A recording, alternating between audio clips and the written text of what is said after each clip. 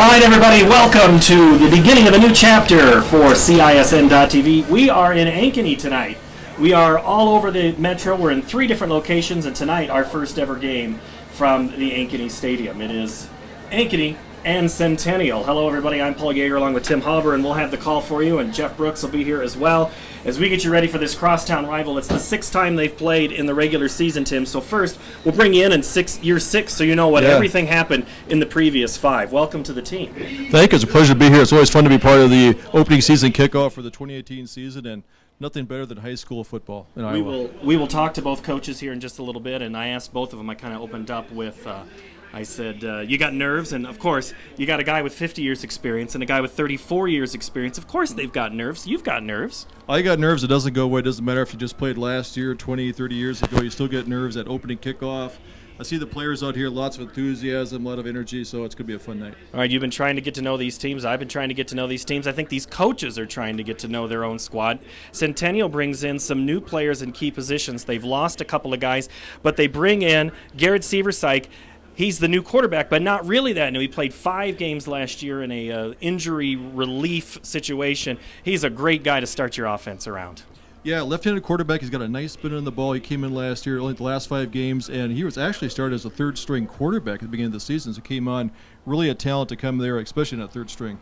And he'll be opposed, if you want to just look at quarterbacks, Hayes Gibson, another tough guy, returner, another strong cannon from him.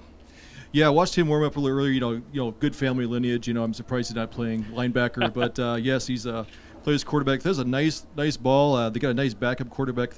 We could see a 1-2 punch tonight. You know, from the quarterback position. Both guys are really good athletes. I think that'll give a challenge to the Jags. All right, we're going to step away, and we're going to talk to the athletic directors from both of these schools because we have a whole lot of stuff going on, and we got them for just a couple of minutes. So we'll be back in just a moment as we continue our pregame show here on CISN.TV. Home with Ankeny Fanatic. Be sure to check out our website this fall for the best local high school sports coverage. 1 minute is fine. Whether you're a Hawk or Jaguar, we'll be covering everything from cross country. Man, that dude is fast. All right, to Brent, volleyball and everything in between. Spot. Actually, I'm going welcome to, back. You don't want to miss any of the hard-hitting action. Come visit us at AnkenyFanatic.com. Reason is our core values. Hard work, we work hard for you. Integrity, it's not optional, it's required. We build trusting relationships and don't run when the problems arise. We're always improving the customer experience.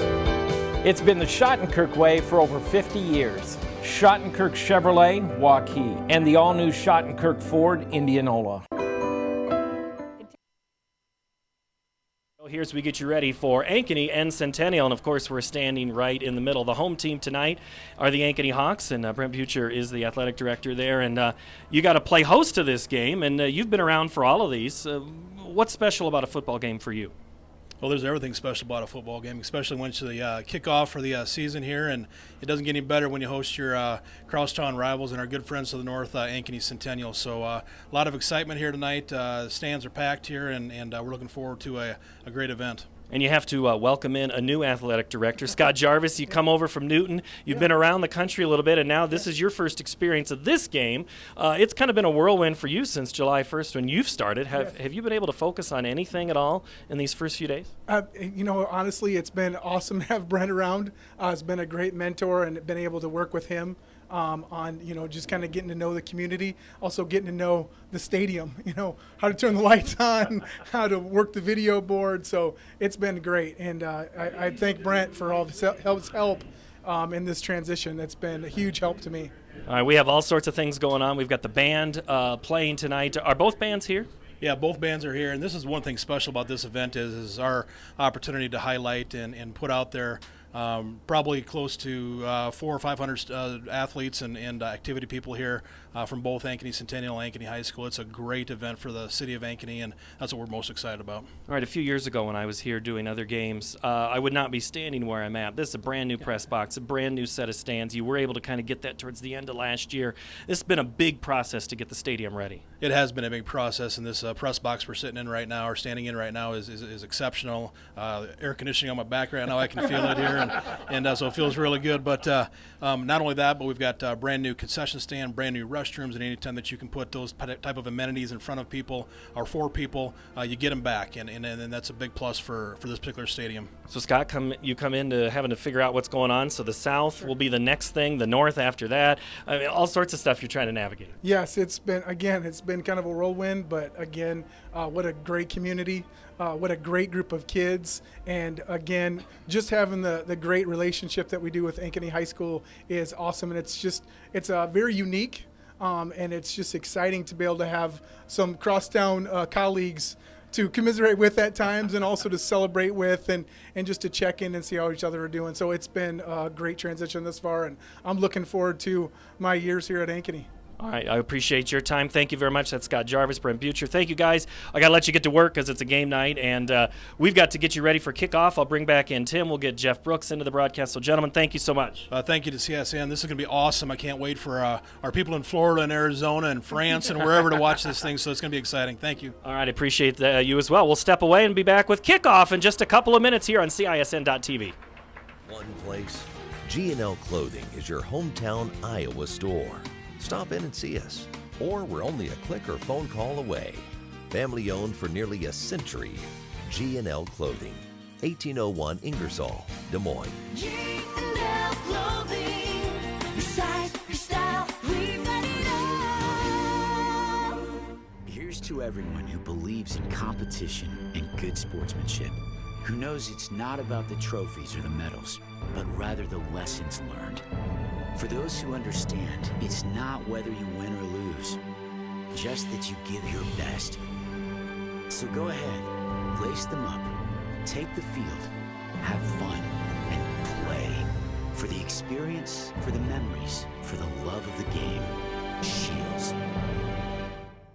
Westside Auto Pros. When your car's on the injured reserve, you want to get it back in the game as soon as possible. I know that. That's why you need to bring it here to Westside Auto Pros. I have a team of experts that can fix almost every automotive injury, whether it's a fractured joint, a brake, or if your car just got its bell rung, no problem. We can even do a complete physical on your car to make sure it's game ready for the entire season. So bring your car to Westside Auto Pros and we'll get it back in the starting lineup in no time. Hey, you guys are dogging it back here. Let's move it, move it, move it. Hiring a contractor, finding a tax preparer, or an honest mechanic. The Better Business Bureau seal means this business meets high standards. When I see the seal, I know I'll get what I pay for. No more taking chances and no more worries. And I feel good about supporting local businesses. My life is so much easier knowing I can always trust BBB accredited businesses. It pays to look for the seal. See for yourself at bbb.org/Iowa. Why do I look for the seal? It's a vision for the future. The ability to turn a challenge into a success, and individuals who inspire new generations of growth. Greater Des Moines has done a lot of growing over the years, and so have we. At Brick Gentry Law, your success is something that we create together. Thank you for making us a part of your community. Thank you for 50 years. Building a strong community doesn't happen overnight. It takes a vision. Back at Ankeny Stadium here as we get you ready for kickoff. It is Centennial at Ankeny. We got the junior Hawk players coming on, the junior football program, and we had a chance to talk to the coaches from both of these schools. Rick Nelson, in his 4th season with the Hawks, first game jitters are always kind of fun, aren't they? All right, Coach, game night. Got those butterflies taken care of? No, after the first kickoff, maybe first possession. What's fun about coming out and playing on a Friday night? Just watching the kids. I can't play anymore, but this is the closest thing you can get, so it's fun. Just watching them, and especially this game. These kids know each other so well, so it's going to be a lot of fun for them. You've been a part of this game a couple of years, and so you know the significance in town for these people because they do know each other, and you've been a part of big rivalries before. Where's this one rate for you? Well, obviously this was way different than any college game just because we're 4 miles from each other. So, and all I get from the teachers is don't have a good weekend. It says, hey, get a win tonight. It's like, okay. No pressure. Yeah, last couple of years it hasn't turned out so well. So we're hoping to change it. And kids have practiced hard, and we'll just see how we execute. Your keys tonight, quick to win. Don't hurt ourselves. That's probably almost every team. Good grief. Don't help them. They have a good enough team, so we sure don't need to turn it over or have a lot of penalties. Those would be the key things. Keep them from making big plays. They big played us the last couple of years. I mean, had some big runs, and a couple of years ago they threw a pass, went like 80 yards. They threw a little hit to that Van Volley kid. So, I guess to eliminate their big plays too would be a key. All right, thanks, Coach. You bet. Thank you. That's head coach. Coach, game night. We'll ask him twice. That's head coach Rick Nelson, and now he'll be on the opposite sideline of Jerry Pizzetti, a man who's been at the helm of either the Ankeny Hawks or Centennial for nearly his whole career. This is year 50 for Coach Pizzetti. All right, Coach, even in year 50 at Ankeny, do you still get nervous? Absolutely. It seems like the first, 50 years, where to go. I don't know. What's special about playing football on a Friday night? Just having the whole student body enthused, and the whole state's opening up. First ball game is so exciting, start of a new year. I've got to do it 50-some times. Our seniors right now, this is their first as a senior, So comes and goes fast. All right, you got new guys in new positions. How do you try to get them in position to get some of those bugs worked out? Well, you just have to. You don't have that much time for that first game. You have to, hopefully we have them in the right positions. Keys for you tonight to win? Just control the football, move the football, just control the game, which would be hard to do against an outstanding team. All right, thanks, Coach. Appreciate it. Hey, thank you. Head coach Jerry Pizzetti, it's kind of like he's done this before. He is in the rhythm. He is ready to go, and we are nearly ready to go. We're going to take a quick break. We'll get you ready for kickoff. We are just moments away for Ankeny and Centennial from Ankeny Stadium next on CISN.TV. High-beat Angus Reserve. It's 100% natural, hand-selected, pure quality beef. The cuts are tender, and the price is lean. We choose our beef knowing what will deliver the best flavor and most tenderness. So now, going out for a great steak can be as simple as going out to your grill. High-beat Angus Reserve. Dinner out just became dinner in. High-quality beef doesn't have to come with a high price. It's August and time for our early end-of-season sale. Groups that we have too many of are marked way down, like this Sun Villa group, $1,000 off to $32.99. Or this North Cape Avant group, sofa or sectional, 20% off. Or this great Lloyd Flanders Charleston group, $1,000 off to $32.99. The best weather for outdoor furniture is still ahead of us, and we still have Iowa's largest selection.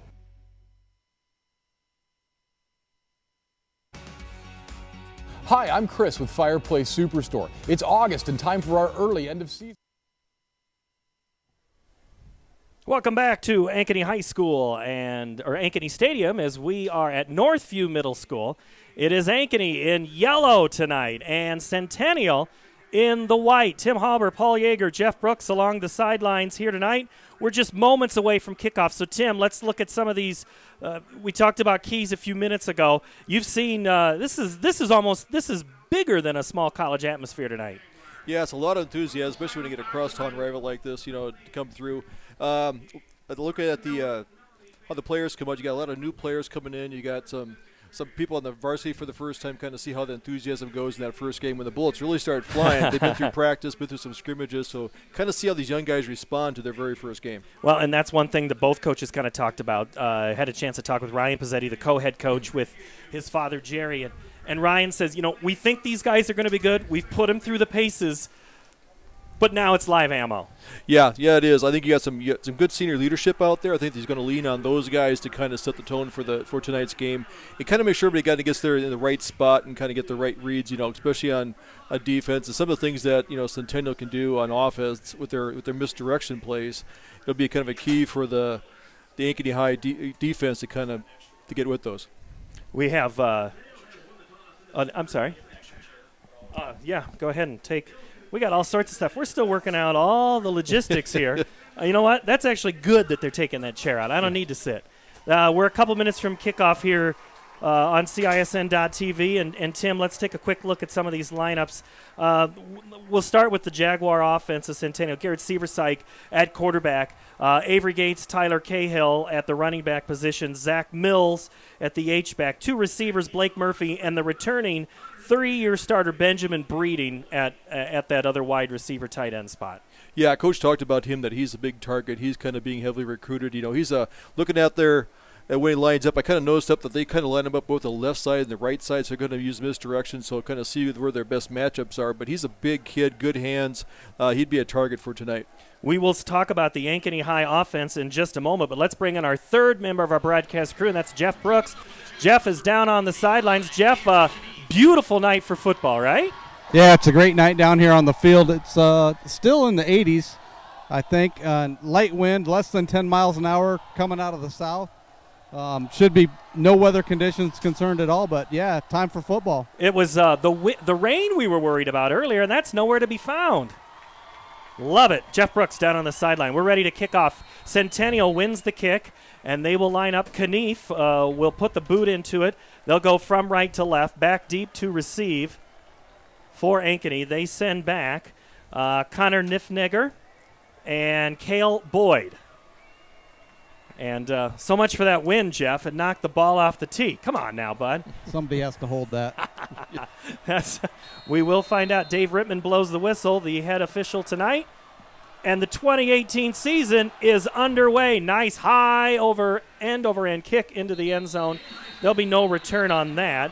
Connor Niffnegger, just the senior, said, all right, that's fine. And it'll come out to the 20-yard line. And the Hawks offense, led by Hayes Gibson, he's got Weston Folk, Brock Chido, and Ray J. Crawford in the backfield with Max Griffin at the wide receiver position. Brody Brecht at wide receiver. Jacob Baer, Dylan Millard, Zach Seffen, Caden Young, and Carter Smith up front.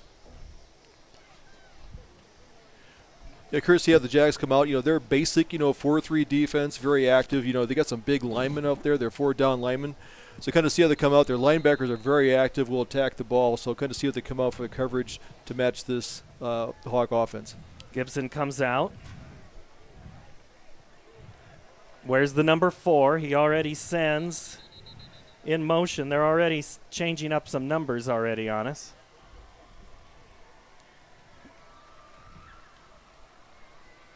Trying to move the position where the ball is there.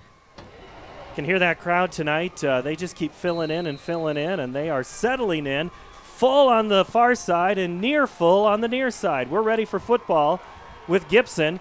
Gives it right away off left side, and a gain. That's Cale Boyd.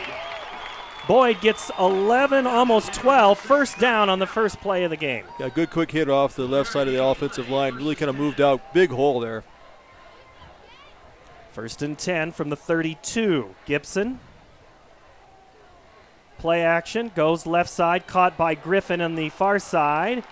And he's brought down by Jackson Huber, a 6'2", 185 junior. Let's set their defense. Kyle Gustafson, Jaden Cooper, Lane Perusner, Lucas Piper, Corey Prongi, and Keaton Gray at the corner. Logan Niels, Caden Bullwinkle, Scott Daup, Huber, and Rogers are your secondary.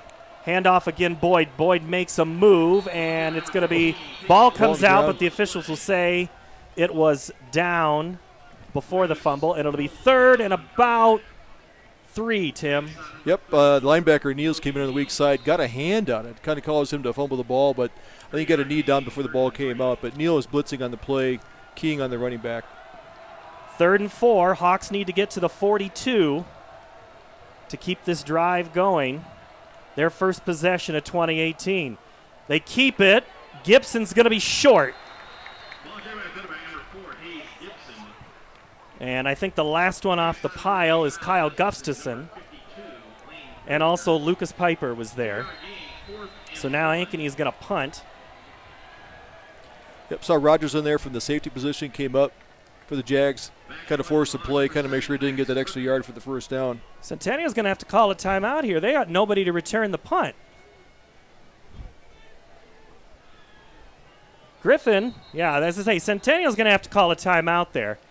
They had nobody back to receive the kick, so some of those first game jitters. Yep, that's what you figure is going to happen. That the first game's out there, you kind of wonder, make sure everybody gets lined up in the right spot. You make sure you got especially when you got special teams. Those are some of the big plays. That'd have been an interesting punt to see if no one back there. It should have got a good roll, and you hate to burn a timeout, especially with 10 minutes left to go in the first quarter. Especially in a game that could be a tight game. You could use that yet here this first half. All right, Jeff Brooks, you're down on that sideline. Did you count the right number of guys, or? I was on the offensive side of the ball, so I couldn't get a good picture of that. So, yeah, likely not. Hate to burn something so early like that, but that's what you had to do. So now Centennial will come back out, and this time they're going to send back to receive Avery Gates. And that's who I had in my notes. I don't know if maybe somebody didn't tell Avery he was returning punts. Max Griffin will put his heels at about the 26. That option gets the kickoff on the rugby style high kick. Gates takes it, and it's loose. Ball down. And I think the Jaguars held on to it. Gates, that thing came out just momentarily. Cale Boyd was there on coverage. And so you've got, it wasn't a quite 3 and out, Tim. It was 4 and out. But you still at least got one first down and get some of those bugs worked out. You like to see the offense kind of get out there and get a little drive going on there, kind of find some tempo, because that's kind of the key to your offense. If you can get a couple first downs, get some plays off, don't have any mistakes, and see if you kind of get a little bit of rhythm. And then plus put the ball down here. Right now the ball's down on the 16-yard line for Centennial where they start their offense. Seaver Syke in the shotgun. They're going to go misdirection. They go right up the gut. And ball comes out, but officials will say no. They're going to say, I think we got to turn. Well, a flag of the play there. Okay, Rittman's calling, the official is calling a second down. Ball stoppage and flag. The sideline official came up there, saw something in the line. Either somebody jumped or might have been lined up offside. Dead ball, offside against Ankeny. The field line 5 yards from the previous spot. The down will remain 1. First down again. First and 5. All right, so it'll stay with Centennial, and taking that was Gates through the middle. Yeah, I think the defensive line, they kind of caught, they're eager to get up there, so I think they jumped a little too soon, kind of got in that neutral zone, causing the 5-yard penalty. So a short field situation. Godwin is next to Seaver Syke in the backfield. They go to Gates on the far sideline. He's got a little room on that far sideline, still spinning before Griffin brings him down after a gain of about 11.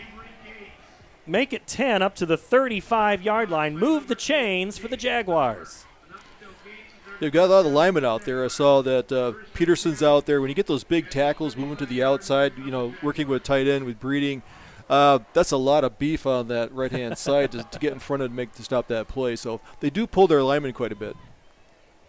Cahill came in motion on the play. He's number 21. He is lined up on the near side of that formation. Look for him to move again. Godwin behind Seaver Syke. They go again on the right side, Cahill. And he gets a first down and more on one position. Tim, this is a lot of yards for Centennial. Yep, I think the defense has to, for Ankeny High, needs to kind of settle down a little bit, kind of get their reads. With a 3-man front, you got to get your linebackers and maybe get your safety up there involved and kind of get that stop, because they're faking to the up back, coming through. They got to pay attention to that, and then they kind of go and doing a quick hit outside. So they're going to have to get a little more penetration, get off their blocks. All right, coming to the near side for the Jaguars is Blake Murphy in a wide receiver position. Cahill in motion, spin around. We got a whistle before the play. And it's probably going to be on Centennial for a jump. Yep, outside backer got there. Just kind of took that hard count, kind of their jump. That's a easy one to do. They're kind of mixing up their cadence a little bit, but a little enthusiasm there. Actually, it's going to be on Ankeny. They, again, in that zone. All right, you got some nerves, Coach. What do you do? Calm them down, Tim. Yeah. kind of watch. Make sure the ball. Watch the ball a little bit. You kind of listen to the cadence, but keep your eye on the ball. You'll be fine. Seaver Syke in the shot. 2 guys moving at the same time.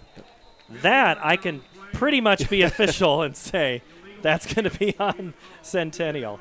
Can't have 2 guys moving at the same time. This isn't arena football. Right. I guess even in arena ball you can't even do that. You can only move forward before the snap, not I 2 think guys it's at once. Canada. I think the Oh, is it Canadians like to Canada? do. Oh, that's it. One's not enough. They have to move 2. So now it'll be back to 1st and 10, right where we started. We're under 8 minutes. No score between the Hawks and the Jags. I don't know if there's anybody left in town that's not at the game tonight. There are a lot of filled seats. Glad to have you watching wherever you may be around the world. 1st down and 10 for the Jaguars. Cahill in motion. They go Godwin, and he's tackled behind the line of scrimmage. Looks like Max Griffin.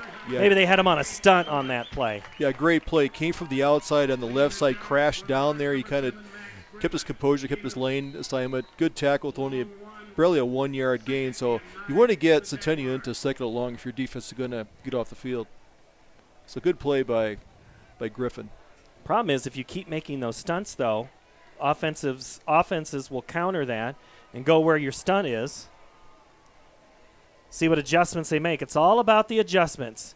Cahill around the left side. Griffin is there, had him momentarily, and then an absolute blow. Blow up from Caden Young. And we have a penalty flag late at the play, and Griffin is slow to get up, holding that right side. He had his left shoulder hurt him last year, had to have surgery.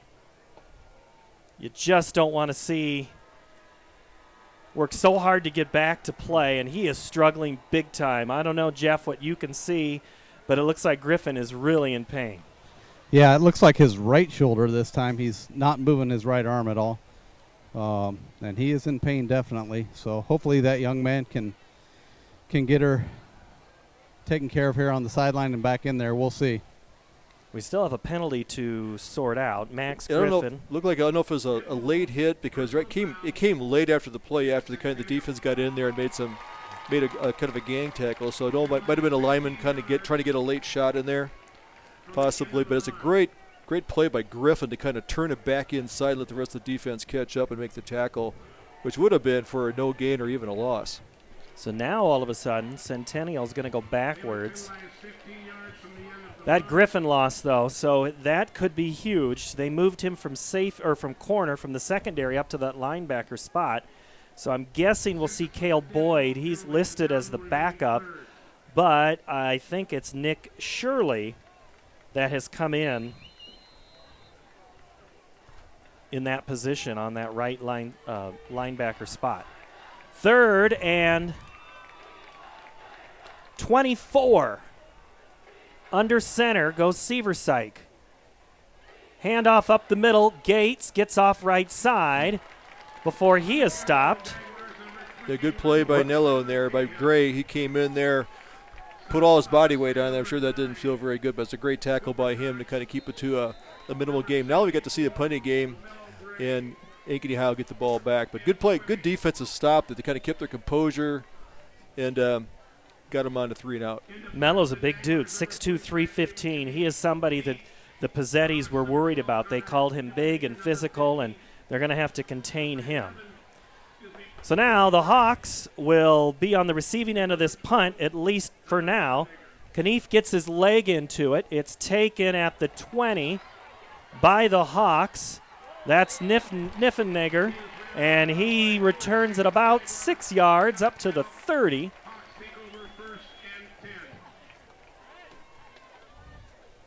All right, Jeff Brooks, you're on that sideline. What's going on, man?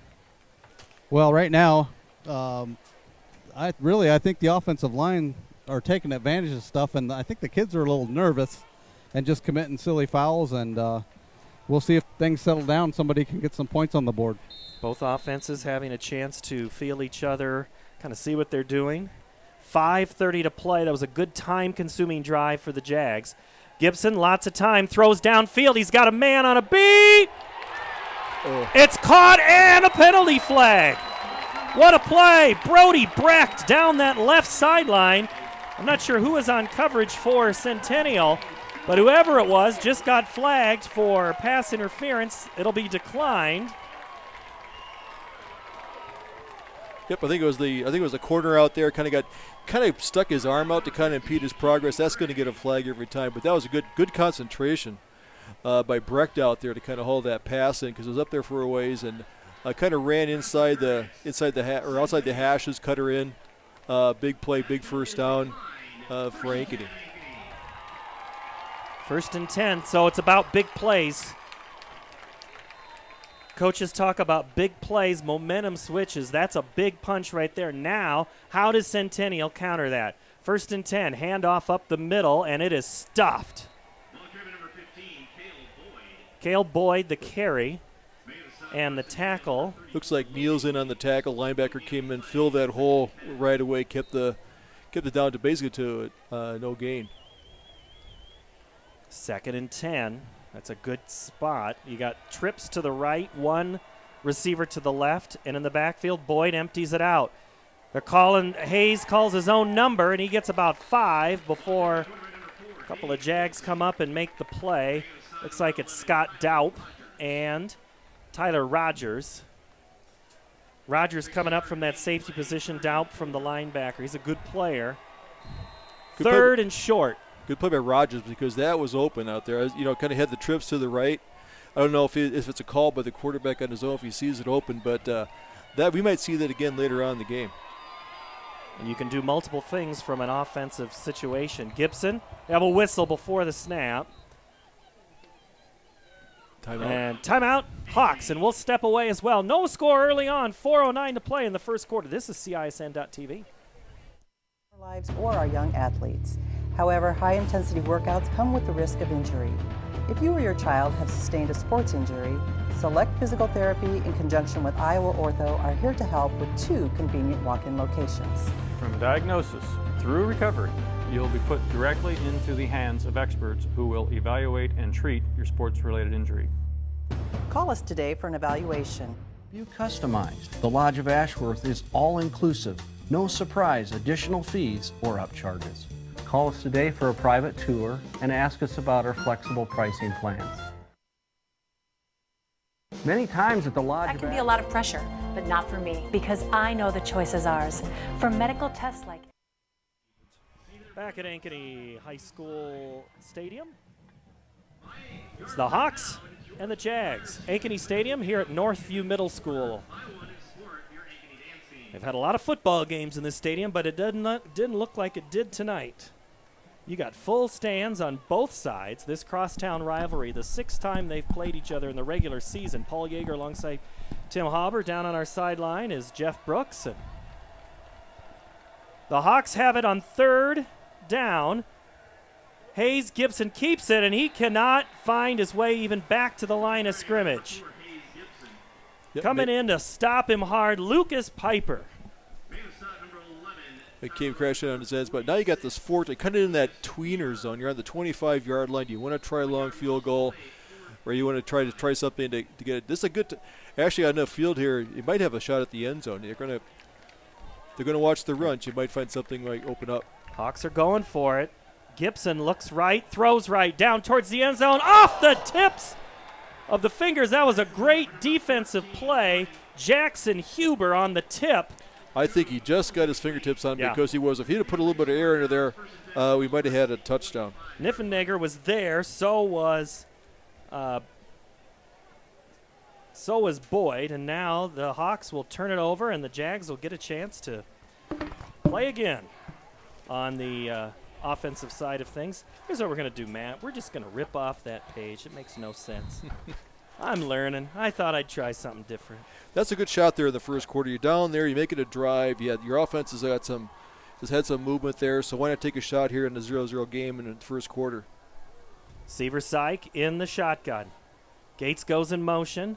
They go up to Godwin up the middle, and making the stop for the Hawks is Colbin Bloss. 1 and 20. So now it'll be about a gain of 1. Good tackle by McCrawford there coming in. Good to see teams actually huddle. It gives us a chance to collect ourselves. A lot of these high school teams will do the no huddle, and the game moves real quick in that sense. Just after 7 o'clock here. First quarter of the first game of the season, under 3 minutes to play. You're going to have to watch the play clock winding down there, and they may not have got the play off. So they stayed a little too much in that huddle. And Centennial takes their second time out of the game, and it's early on in this quarter. We'll discuss that move in a moment. MRIs, x-rays, CAT scans, and of course mammograms. Ask your doctor to refer you to Iowa Radiology. They work around our hectic schedules. They're the best at what they do, and they're so great with my family. They truly care, and it shows. Visit iowaradiology.com or call to schedule an appointment. Iowa Radiology. Our focus is your good health. And here, we don't just dream of a better tomorrow, of a smarter way to do business or live, of perseverance and progress. We inspire it in others. We challenge the conventional, reimagine what it means to be better, and then dare ourselves to make it great. This is Iowa, and here, we don't just dream. We make history. This Jaguars will have the ball, second down, and a long 9. They're going to throw it. Seversike looks down the right side. Receiver caught! Nice catch, Avery Gates, and that's enough for a first down pickup. Almost 18 yards all the way up to the 44-yard line. Cooper Cox the tackle for Ankeny. Big play right there for the Jags. Yep, they had the rush on there. Just got to the outside, kind of did a little stop route, kind of caught underneath the corner and is wide open. Jaguars have it, 1st and 10. They're still on their side of the field. Go with that misdirection up the middle, second guy through. Love that old style of offense. You know, you could call it. It's not the version of the wing T. It's more of the offensive, like say what Appleton Parkersburg ran under Ed Thomas. Very similar to that. Defensively, you're told just tackle everybody, right? Yeah, but you really have to kind of, if you have the dive guy, you always take the dive guy. You don't want to kind of anticipate that they're going to fake it. So everybody has to kind of get their assignments, keep your lanes. Lane integrity is really big for this kind of defense, especially because this offense that does misdirection and motion before the snap. Murphy on the near side. In motion is Gates. They go back up to Godwin up the middle, and he's got a huge hole, puts his head down.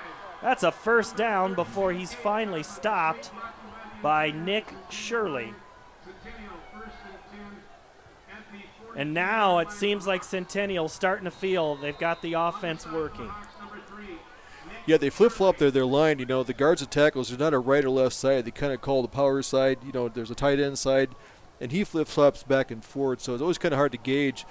They got some big guys up there. They're kind of finding their rhythm a little bit here after that timeout. We're all trying to find our rhythm here. Severside gives it to Gates around the right edge. He's got a seam and then pops.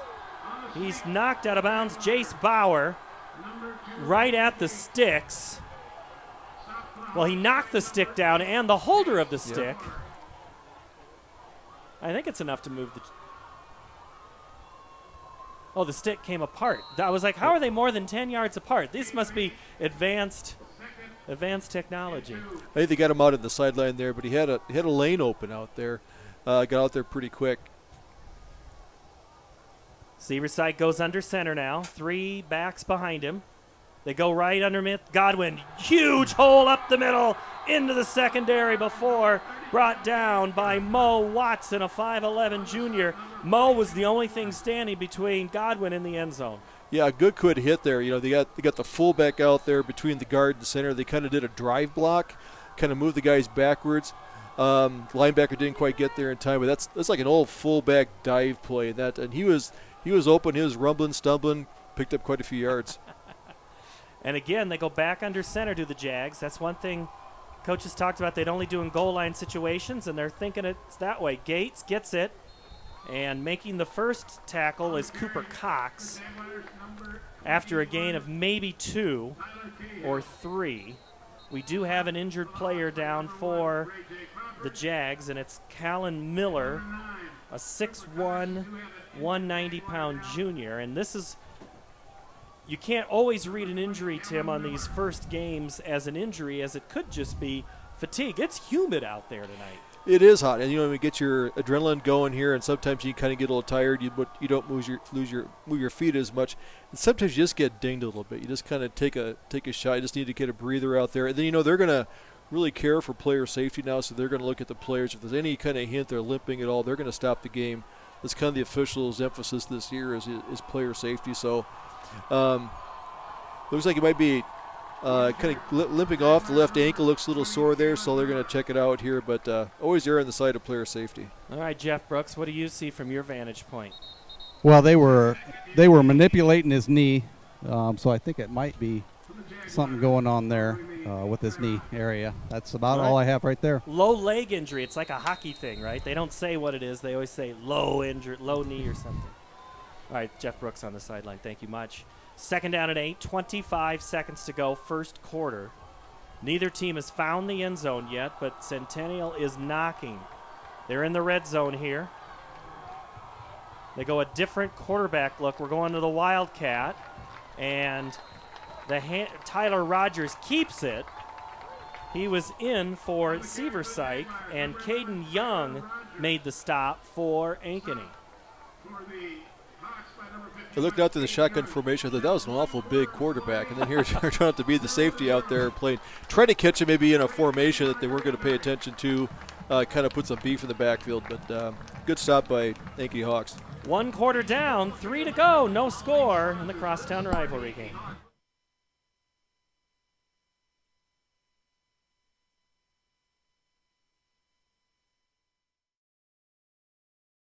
Hey everyone, this is Dan Holm with Ankeny Fanatic. Be sure to check out our website this fall for the best local high school sports coverage around.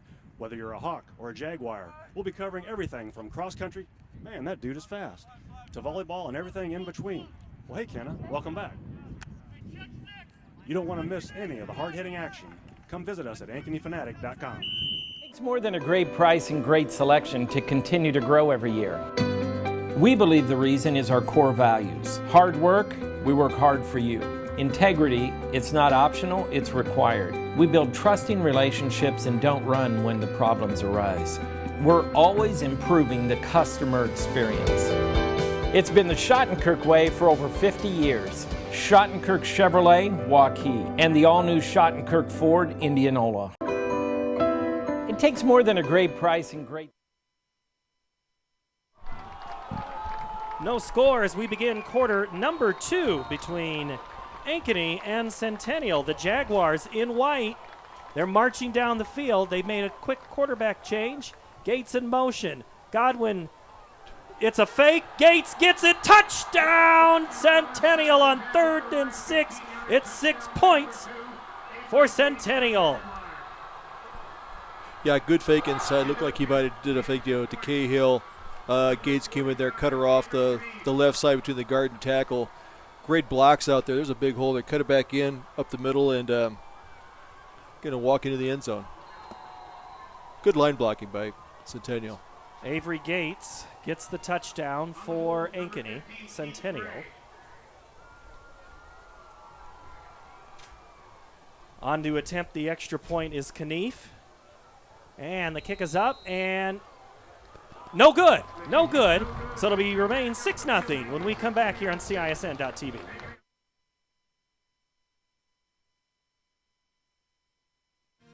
Miss your hometown clothing store? The one that had it all? Everything to get the work done, all in one place? G&L Clothing is your hometown Iowa store. Stop in and see us. Or we're only a click or phone call away. Family owned for nearly a century. G&L Clothing. 1801 Ingersoll, Des Moines. G&L Clothing. Your size, your style, we got it all. Hi, Ron here, head Coach of Westside Auto Pros. When your car's on the injured reserve, you want to get it back in the game as soon as possible. I know that. That's why you need to bring it here to Westside Auto Pros. I have a team of experts that can fix almost every automotive injury, whether it's a fractured joint, a brake, or if your car just got its bell rung, no problem. We can even do a complete physical on your car to make sure it's game ready for the entire season. So bring your car to Westside Auto Pros and we'll get it back in the starting lineup in no time. Hey, you guys are dogging it back here. Let's move it, move it, move it.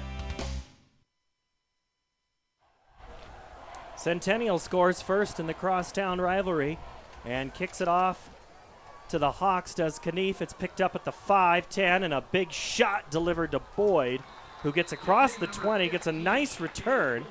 Jeff Brooks is on that sideline as well. He's seeing the game from all sorts. We were confused up here. How about you, Brooksy? Yeah, a little bit. I was standing right there with this last play. Yeah, it was a nice return, nice hit there at the end of that play.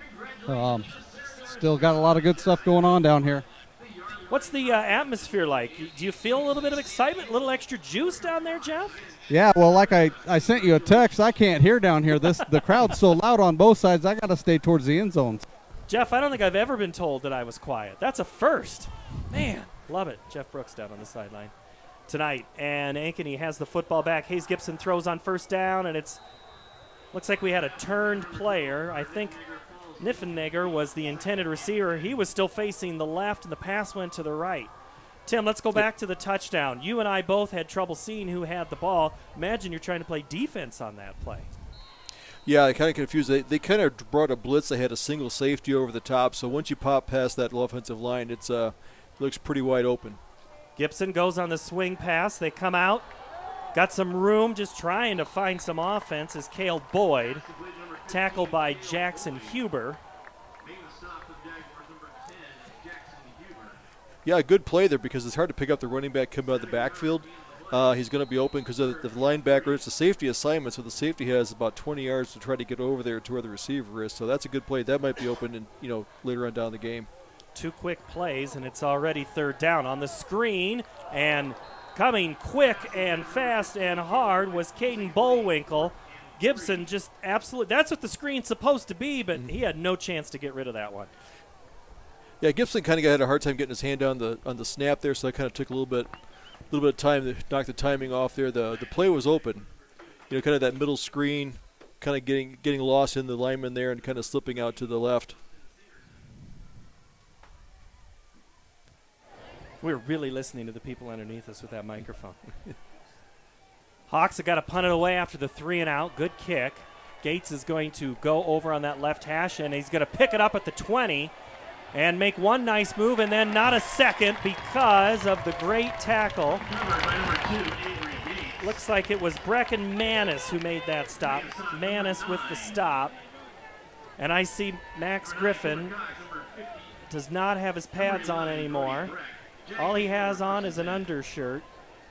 I'm going to guess, Tim, I'm not a doctor, nor do I play one on television. I don't think he's coming back in this game. No, I don't think it's too hot outside that he took his pads off. So I hate to see that, first game kind of, bang it. I hope it's something that's just like a one game. He kind of healed quickly just on the side of precaution, not let him play anymore this game. Centennial, basically about a 45-second break, and they are back on the field with their offense. Cahill goes in motion on that play. And we have a whistle. Yep, I think the Hawks jumped upside there. Get that guy in motion. You get the guy that's on the line. He steps back, kind of draws that defender running across the line. So I think they're keying a little bit too much. But you're going to see a lot of motion coming from their slot backs, their H backs, cutting back across the grain. So they got to kind of watch your player, watch the ball a little bit, so you don't get those little 5-yard penalties. Nick Nelson is the defensive coordinator for the Hawks, and he is trying to get this team fired up here. Get this football back. Seversyke throws quickly, caught behind the line of scrimmage, but very little place. Dylan D'Angelo, Nick Shirley, the stop for Ankeny. And that play lost almost 4. It'll be third down from about the 24. Ray J. Crawford also there. Ray J. playing more on defense than he is offense. Last year, a 1,000-yard rusher. But you put your best players where you think you can give your team the best opportunity to win, and that's where the Hawks think he can best serve them. And now with the loss of Griffin, they're really going to need Ray J to step up. Yeah, Shirley's out there. Did a nice job of fighting off the block on the outside to kind of stop that for a loss. So it's a good defensive stand. 2nd and 9. Seversike to pass, throws it far side, caught, tipped, and then a first down the far sideline. Avery Gates before Cooper Cox makes the stop. Cooper Cox has been everywhere in this game tonight. Yeah, Gates is out there just about 5 yards inside the hash there, wide open. Kind of came out of the backfield, kind of did a little loop out there. Kind of got out there in no man's land where the corner couldn't pick him up, and picked up a nice gain for first down. 1st and 10, Jaguars, left to right. Under center, Seversike. They go right up the middle, Godwin. Ball is loose, and that's the way the ball game's going for Centennial. Goes right back into the hand of their own player, losing his helmet, but recovering the football is Avery Gates. Better to be lucky than good. That was bouncing out there because that thing was nobody around there. It was all by its open. Missed opportunity there by the Ankeny Hawks, but it was a hustle play by Gates there just to keep moving, keep your head up, get down there, and it basically saved a drive. Otherwise, Ankeny would have had the ball at midfield. Instead, the Jaguars keep it, and they are back on the Hawks side of the field at the 48. First down. Godwin. They have had a hard time stopping him tonight. And again, on that play, he gets into the secondary before Brecken Manis. Manis has had a tough night. He's a middle linebacker, listed 6'1", 180. He's going to be pretty sore in the morning if he has to keep making tackles at Godwin. Godwin is a good-sized kid. Gabe is a senior, 5'11", 200 pounds. That's a solid player right there.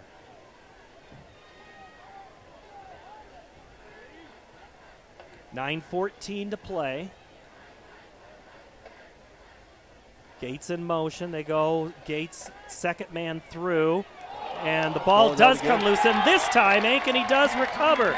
Looks like it's either Braden Johnston made the rip and Mo Watson the recovery. So Johnston causes the strip of Avery Gates. That was the same play they scored on the touchdown, I believe, Tim. They went back to it. Yeah, I saw Gray got in there. It kind of beat the center game, kind of busted up that player. The ball carrier had to kind of bounce it to the outside. Ran into a lot of interference out there. A lot of hats on the ball. But maybe it's got a little sweaty out there. The ball seems to be slipping out of their grip a little bit, so it might be just perspiration. And they aren't tucking that up there tight enough, and it seems to be slipping out of their grip.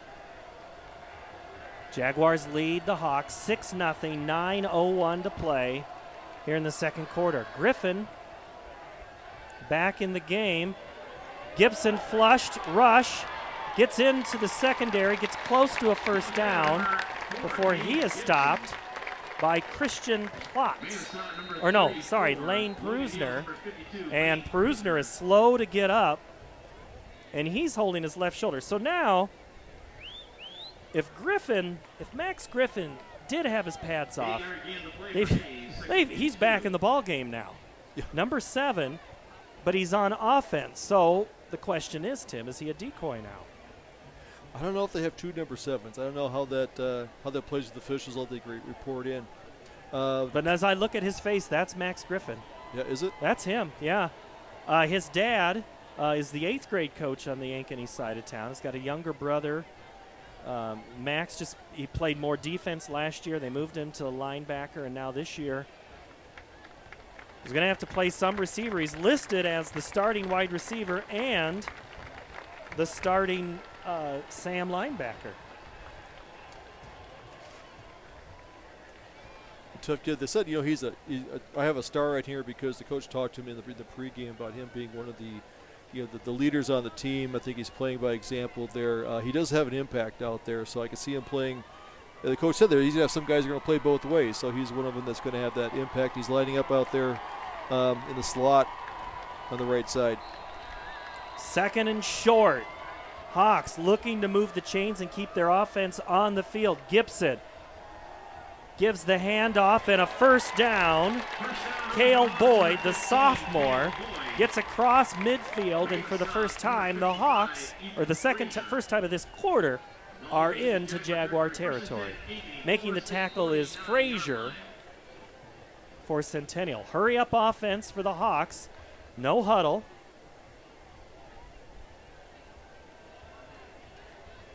Brody Brecht is the far outside receiver. Gibson with time, steps under, and then he is going to be tackled at about the line of scrimmage. Lucas Piper. He'll be heading there, kind of hit the quarterback from the behind. It's wide open. I think he's kind of dancing out there. There's a little bit of open lane, for Gibson. Kind of going to have to tuck that ball away sooner, or else he's going to get hit from behind. That ball is going to scoot out. But good read by him to kind of get something out of nothing. Second down. Looking for the wheel route, going to that screen again. Brecht has it, and he's tripped up. That's a great defensive play, Tyler Rogers. And then we have a lost helmet, so Brecht is going to have to come off the field. And that's a guy on third down you want on the field. A good athlete, good baseball player, tall, lanky receiver. The second time they came back to that middle screen from the outside, so passing game. Gibson's got some time back there, so he might be able to find someone downfield. Definitely a passing down. Next to Gibson is Cale Boyd. Gibson looks in the middle, flush, ball's loose, and still on the ground, picked up by Griffin. And he retains it, but he's going to be short. Well short of the first down. Rolling around with him is Noah Bethards. Ball's loose the 46-yard line, 4th and 7. So Bethards wasn't able to get the ball back from Griffin. And now Ankeny gets one first down and is going to have to punt. 7 1/4 left to go here in the second frame. Gates goes back deep. He'll stand on the 10. He's not going to take anything over his head. So we'll see where the Hawks can try to pin. Bounce at Gates. He takes it, lets it go into the end zone. Good decision there. Boyd was coming, just not able to get there in time to down it. And down on those sidelines is the Jeff Brooks, our sideline reporter tonight. Jeff, what are you seeing over there? Well, you guys mentioned it earlier. Lots of loose balls. There were even some that got on the ground and they blew the whistle, so it wasn't actually a fumble. Also, last series, keep an eye on Romello Gray. He limped off the field after that fumble. So we'll see how he goes this series. If you don't have Mello in the middle, and it looks like you don't right now, well, Mello is back there. But if he is hurt, Jeff, you're right, something to watch. Ball at the 20 for Centennial. Play action, Seversike throws. Dropped off the fingertips. Nick Shirley breaks up the pass. It was intended for Benjamin Breeding, and I can't tell if it was tipped or he dropped. What do you think, Tim? He kind of stood there. The ball kind of came out of the defensive back, came up and had time to kind of close. And I think it's the first pass we've seen over to beating this game. Breeding, a 3-year player. Coach Pizzetti really speaking highly of him. Loves the athletic ability that he brings to the field. I love a good offense that uses the tight end. It's always fun to see. So now it'll be 2nd and 10 on the incomplete pass. 2 Jaguars in motion, and the flag comes out late. It's the second time that's happened. What do you attribute that to? When you run that, when you get that motion offense, you want to put somebody in motion. Sometimes, 2 players think they got the motion, or you just kind of see the movement out of the peripheral of your eye. You want to start taking off, so I think they kind of jump a little bit. So that's the downside. If you aren't disciplined on your motion offense, you could get a couple of guys moving around too quick. But there's opportunity now for the Yankee Hawks defense. You kind of got them back into 3rd and long. You don't want to give a big play here. Keep everything in front of you. 7:09 to go in the second quarter on the penalty. So now Seversike is inside his own 20. Still in that shotgun formation. 3 receivers to the right, Play action to the left, and Sieversike's going to not escape the second man, which is the big boy right in the middle, Romello Gray. Yep, Gray stayed with it, kind of fought off his block. The quarterback had to kind of, got out of the pocket a little bit there. He stayed with it, got on him. I think he put all of his 315 pounds on his back, so I'm sure that's going to feel good. So now, this could be a field possession flipper in this game, as Centennial is going to have to punt the ball. Knief is 5 yards back in the end zone. Gets it away, and so the Hawks try to grit it. Great kick by Knief. Taken at the 45 and then upended is Nick Shirley. Tyler Cahill, the great tackle right there. So, Jeff, right in front of you there on that far side, what'd you see? Well, I'll tell you what, Romello Gray sure was not hurt on that series. He earned that one. Yeah, it's a good defensive stand by the Hawks. Good field position. You're inside the 50. You're over at the 47-yard line of Centennial. So this is the best starting position for the Ankeny High offense this game. Yeah, they're trying to find the end zone. Last year it was 21-0 in the end of the first half. Then the game finished 21-0. This year, Coach Nelson talked about getting a good start. Boyd gets the handoff and maybe a yard as Kyle Gustafson the stop. So Coach Nelson talked about earlier this week, he said, we didn't start games well. He didn't know what to attribute it to, and he wasn't 100% sure how to get him ready to go. So I said, is it a rah-rah speech? And he said, no, that only lasts about one play. That it does. Gibson. Time, throws down middle. the sideline. Intercepted! Jackson Huber took it away. Weston Folk had it go off his fingertips and then into the hands of Jackson Huber, the junior, with a very athletic INT, Jeff Brooks. That was absolutely in front of you. Nice play, Jeff, huh? All right. Yeah, Folk was there. He was wide open. Tried to get a hand on it just a little too high. He couldn't bring it in. Tipped it. Then a good diving interception by Centennial. So quick turnaround. Sieversike back out to run the offense. They give it to Gates, and Gates is stopped by Cahill. For the Jaguars, number 2, Avery Gates. Stop for the Hawks by number 7, Max Griffin. There's Griffin again. Came up, big tackle there, so he must be feeling pretty good. The way to keep the play in front of you is still a 4-yard gain, but they had a lot of linemen pulling out there. Couldn't quite find a big lane, so good play by the defense. 2nd and 6, 5 minutes to play here in the second quarter. Sieversike under center. Cahill has it near side. First down and then some. Bringing down the tackle is Nick Shirley. Shirley's kind of been everywhere tonight. First down for the Jags, move the chains. Looked like an old wishbone offense. They had 2 tight ends in there. They kind of loaded up, no wideouts, kind of a wing backfield. So they're trying to pick your poison there on the defense.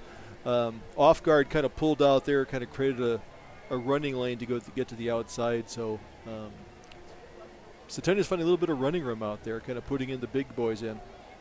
Just look at that shot on the video. Tim, I don't know if you can see it. I mean, it is just full of people. This is an awesome atmosphere for a game tonight in this crosstown battle. And you've got the left guard or left tackle. It looks like, if I have to call out Caden Young, I do. Hopped across the line before the snap. So it'll be 1st and 5. Penalties. What is that, the 3rd or 4th time?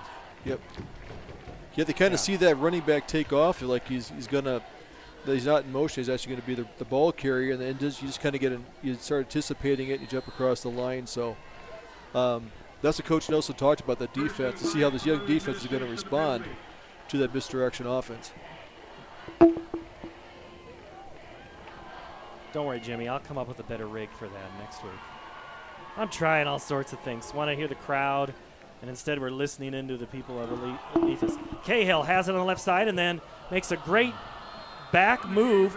He should have been down at the 38 and somehow gets to the 42, an extra 4 yards. Somehow kept his balance. Brecken Manis, the tackle. Brecken Manis, 2nd and 1 for the Jags.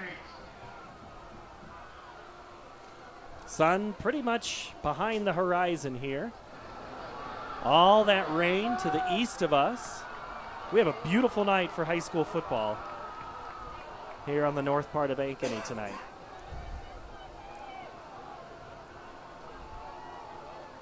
Up the gut, Godwin. This time he's tackled, tripped up at the line of scrimmage.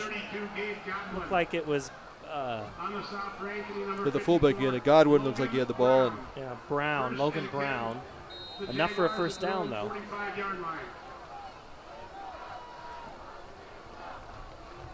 First and 10, under 4 minutes to play now. Double tight ends. I had a motion, yeah. It looked like I saw a little. Gates can go in motion as a back. You just can't lurch like that. I think he wanted the ball. Yeah, he was motivated to get the ball. 5 yards, 1st and 15. So now that'll go back against Centennial. Penalties do happen in those first games. Speaking of games tonight, we have Cedar Falls and Ames doing battle. Easton Lincoln. Dowling is at Waukee. Fort Dodge is at Mason City. Valley is hosting Southeast Polk, another game you can watch on CISN. Pat Curtis and Keith Bornis on the call.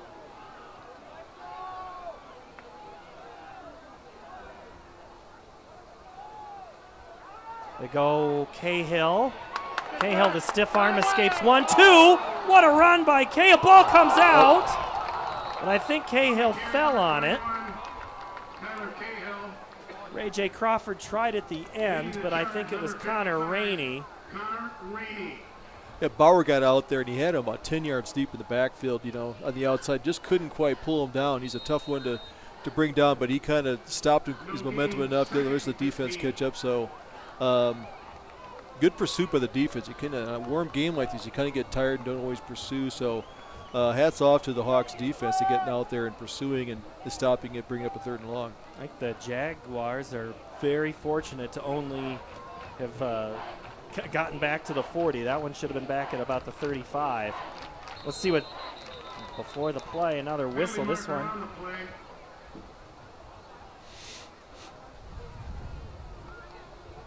Timeout? Timeout. Right as the play clock was expiring. We'll take a break as well. 6-0 your score. Centennial on top. Buying a car, hiring a contractor, finding a tax preparer, or an honest mechanic. The Better Business Bureau seal means this business meets high standards. When I see the seal, I know I'll get what I pay for. No more taking chances and no more worries. And I feel good about supporting local businesses. My life is so much easier knowing I can always trust BBB accredited businesses. It pays to look for the seal. See for yourself at bbb.org/Iowa. Why do I look for the future? seal? The ability to turn a challenge into a success, and individuals who inspire new generations of growth. Greater Des Moines has done a lot of growing over the years, and so have we. At Brick Gentry Law, your success is something that we create together. Thank you for making us a part of your community. Thank you for 50 years. Building a strong Back at Ankeny Stadium, 2:38 to play before half. Centennial leads Ankeny 6-0 on a second quarter touchdown. Trying to add to that lead. Seversite to pass, throws in stride and then off the fingertips. That was a good 20-yard gain for Tyler Rogers if he could have just hauled it in. If he was out there, he was running up that left side hash mark, and he was open. The ball was right there, so I think he just, he was a little bit surprised. He kind of hit him pretty quick, but big 3rd down play. Ankeny Hawk has to get off the field here, especially with 2.5 to go. If they can get the ball back, at least they can maybe get a drive going on. So big 3rd down for Ankeny. But the Jaguars have been big on 3rd down tonight. What do they got dialed up on that far side? Greetings here on the right side. See if he's going to go out there and do something deep. They go Godwin up the middle. Good call. Look at him run. Godwin's across the 50, short of the first down. He gained 11.5 yards on that play before bringing down by Max Griffin. Tell you what, I'm not an offensive play caller, Tim, but you just got to give it to Godwin until you can stop him tonight, right? Yeah, big fullback, quick hitter following those his linemen. Good play, keeps the clock running. Kind of want to give, if you're going to give Ankeny High the ball back, give it a ball back with less than 2 minutes to go in a long field. So good offensive play by them to kind of do field position and possession clock. Knief will punt the ball. Short kick taken and fumbled, and I think Centennial's going to have it. And it went off the hands of Niffenegger. And it is Centennial football on the far side. I don't think Colin ever had it. Recovering the ball is Logan Niels. And we have a down player, and that's Niffenegger. And the training staff will attend to him. So, Tim, what looked like a $146 for Ankeny on offense is going to be a $146. They're going to have to try to keep Centennial out of the end zone. Yeah, that was kind of a low kick, so there's a lot of room in front of him. So he kind of took off running, was catching off to the side, was kind of low, caught down around his thigh pads, and then just kind of got through his hands and dropped it. And the cover team got down there diving for the ball, and then you kind of get these collisions out there, and not surprising that people can get more hurt on this. So unfortunate break for Ankeny because they had the ball back and maybe put a drive together. All right, while they work out this injury, and of course as soon as I say that, they pull him up. So Jeff Brooks, I don't know how you can hear me over there, but Jeff, you're all alone by yourself. Nobody want to talk to you? Yeah, just trying to get ready for halftime. Looked like that ball took a last-second nosedive and just didn't quite get a handle on it. Centennial's got a great opportunity here. We'll try to catch up with head coach, co-head coach Jerry Pizzetti as we work out some new bugs here and try some things that we've been doing on CISN. Glad to be in Ankeny tonight, as we will for all home games at Ankeny Stadium. Seversike back on the field. Short field to work with. Will he score in the first play? Intercepted in the end zone and then tackled at the 1. The INT, Jace Bauer. Actually, it might have been Brecken Manis. And then he should have just stayed in the end zone, but instead it's at the 1. Ugh. Yeah, when he cut in front of the receiver there, his momentum kind of took him on the end zone just enough. He was at the 1 yard line, got tackled right away. Couldn't do anything. But no, great anticipation on his part to prevent a touchdown because he was open. It would be a goal line situation. It's a goal line situation for both teams because now the Hawks are going to have to try to run it like they are. They just need some space because, A, you got a minute 41. Centennial only has one timeout left. So depending on how much yardage you get here, because you'd really like to force Ankeny to punt out of the shadow of their end zone. Let's see what Hayes Gibson does under center. I think my quarterback sneak it, just kind of take the big boys. Give yourself a little bit of room. Even if you can get 2 yards, it makes a big difference. Well, Centennial has no timeouts left, so you're looking at you could run this down quite a that's right. way. That's right. They called that on that last. You're right. You're right. And so now, Tim, it comes back where that early timeout for not having a return guy comes back to bite you. Yeah, 2 quick timeouts in that first quarter, so you can't stop the clock here. So see if they want to do the quarterback sneak again. Good right. They go right side. Boyd. Boy, I thought he had a seam there for a moment. It's about the last thing Centennial wanted to give up was a 98-yard run. Tyler Rogers makes the stop for the Jags. Under a minute to play now. 4-yard gain to play, 3rd and Coming up at halftime, we will talk with Dan Holm of the Ankeny Fanatic. He's down on the sidelines working the game for the website. So the play clock is off, so I think they're going to try and get one more play out here just to make sure it's kind of milk the clock as much as they can. So you might find another sneak. Sometimes this isn't bad just to go deep. They only got one safety deep here. They go Boyd, and he's got a huge seam up the middle, up to the 25. So that's going to look good on the stat sheet. Clock is stopped with the chains moving, so they still got 21 seconds, so they kind of get up and get a playoff. They might want to call a timeout. Yes, they do. Liam Murphy, the tackle for Centennial. We'll take a quick 30-second break. The final 21 seconds after this. High-beat Angus Reserve. It's 100% natural, hand-selected, pure quality beef. The cuts are tender, and the price is lean. We choose our beef knowing what will deliver the best flavor and most tenderness. So now, going out for a great steak can be as simple as going out to your grill. High-beat Angus Reserve. Dinner out just became dinner in.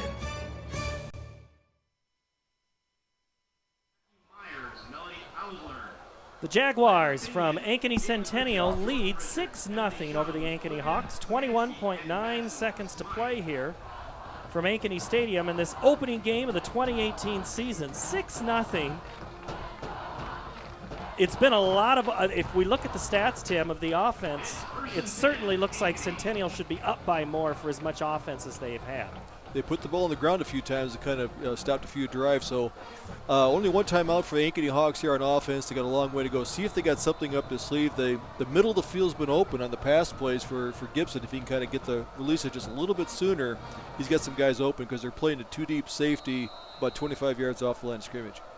So Gibson now into the shotgun. They go back up to Cale Boyd. This time the Jags offense or defense collapses around him, but Boyd cannot get out of bounds. Ball came out after the play. Tackle made Corey Prongi. And that will probably, well, Ankeny called timeout. They have one timeout left with 5 seconds.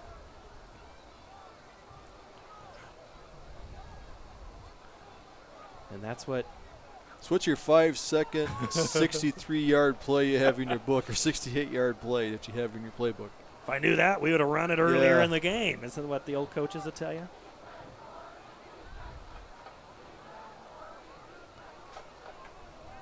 Coach Nelson. Rick Nelson in his 4th season at Ankeny.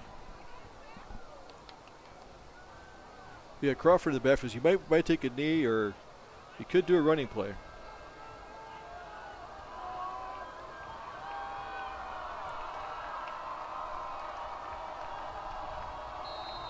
Now they wind the clock, and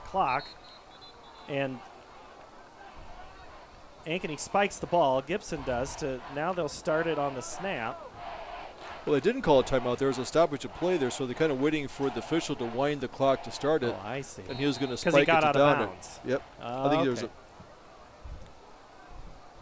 So now at 2.4 seconds left. So now Ray J is next to. And then they can't even get the ball off. So now it's a penalty to go backwards. This one not quite going on script.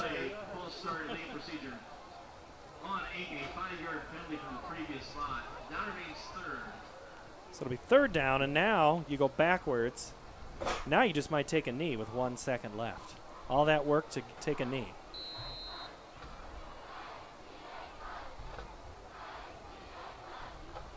Gibson.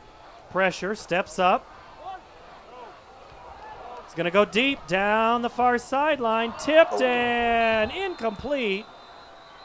Intended receiver was Gage Bauer. And we are at halftime. There's a flag on the field at the 30, so I don't know if they called a penalty. But you can't end on a. Can't if it's on the defense, right? Right, but if the offense might decline it and go to the locker room. And it looks like that's what it is. All right, Jeff Brooks is going to try to get Coach Pizzetti as he comes off the field. And we'll try to get his word, and we'll talk to Coach Nelson coming out. But 6-0 Jags leading. Let's go down to Jeff. So, Coach, tell me what went well this half. We ran the ball well sometimes, and but not consistently. I mean, 6-0's not, low-scoring game. Both teams are playing very good defense. Tell me a little bit. Both of your lines, offense and defense, are doing spectacular. What do you think? We got to keep it up, and so are theirs, because this is anyone's ball game. Good luck, Coach. All right, thank you very much. It's co-head coach Jerry Pizzetti on the far side with Jeff Brooks, right in the middle of the band. Got to look out sometimes. It's the hazards of the job down there. All right, 6-0 is our score. Centennial leads Ankeny. Right here, we'll break down the first half a little bit. We'll bring in Dan Holm and discuss and see how things are going from his eyes and what he's seen in this game. 6-0 Centennial leads. This is halftime on CISN.TV. Sale. Groups that we have too many of are marked way down, like this Sun Villa group, $1,000 off to $32.99. Or this North Cape Avant group, sofa or sectional, 20% off. Or this great Lloyd Flanders Charleston group, $1,000 off to $32.99. The best weather for outdoor furniture is still ahead of us, and we still have Iowa's largest selection.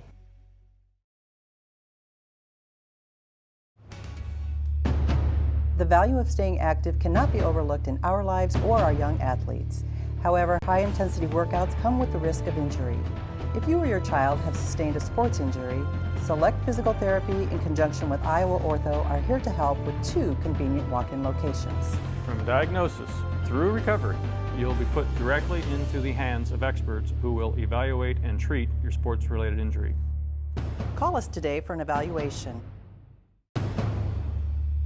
New members come to us from their big, beautiful homes. They find our spacious 2- and 3-bedroom suites to be an ideal fit. We have a limited number of these larger and penthouse-style suites, perfect for the retiring executive's style living. We have suites ready for immediate move-in, or we can help you customize. The Lodge of Ashworth is all-inclusive, no surprise additional fees or upcharges. Call us today for a private tour and ask us about our flexible pricing plans. Healthier. You want more. You want to be part of something bigger than yourself. A place for people of all ages, all walks of life, that provides opportunities for all to succeed. We do that. We're the why. Build more than muscle. Build a stronger community. You want to get stronger, faster, healthier. Moms typically get to make a majority of the healthcare decisions for their family. That can be a lot of pressure, but not for me, because I know the choice is ours. For medical tests like MRIs, X-rays, CAT scans, and of course mammograms, ask your doctor to refer you to Iowa Radiology. They work around our hectic schedules. They're the best at what they do, and they're so great with my family. They truly care, and it shows. Visit iowaradiology.com or call to schedule an appointment. Iowa Radiology. Our focus is your good health. At Ankeny Stadium, 6-0 Centennial leading. Dan Holm of the Ankeny Fanatic. Dan, you've stood on the sidelines for, I think, for all these games, haven't you? Oh, yeah, for about 30 years now. Yeah, you've seen a few things come and go. A little different walking into the stadium today. Oh, for sure, yeah. There's so many changes here the last couple years with the new stadium, but it's really nice. I remember sitting over here calling games for the road team, and that old road press box was something else. I mean, you couldn't even get to the darn thing, let alone try to see a game. Yeah, that's why I never went in there, because there wasn't much room. Or room in the other side, so that's always good. All right, Dan, what are you seeing down there on the old sidelines tonight? Well, boy, we had a little bit of everything in that first half, didn't we? You know, a lot of penalties, a few turnovers. But, boy, Ankeny just has to find a way to score some points. You know, they didn't score at all against Centennial last year. You know, they're scoreless now at the half, and they just got to find a way to get the ball in the end zone. Stat-wise, Tim and I were just anecdotally saying, I think the stats would absolutely be in favor of Centennial in that first half. They just only have 6 points to show for it. Right. Yeah, I'd send Centennial for 163 yards and Ankeny for 123, so not too big of a difference there. But Centennial had most of that on that one drive, of course. Their other drives, you know, Ankeny did a good job of stopping them. And if they keep playing defense like that, you know, they got a shot. We saw Max Griffin come out. He had no pads on for a little while, and then all of a sudden he's back out in there. He is a huge thing. They have to have him on the field.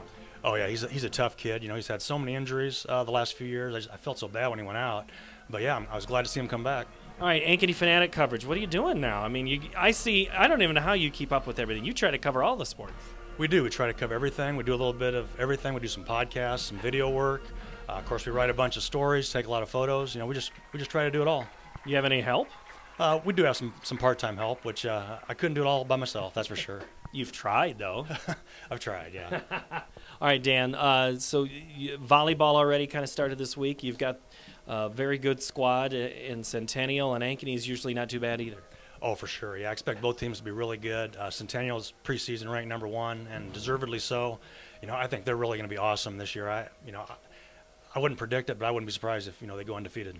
That would be one of those things, and the 5A championship in volleyball will be in November in Cedar Rapids. So what starts in August ends in November, and both teams hope to be in Cedar Rapids.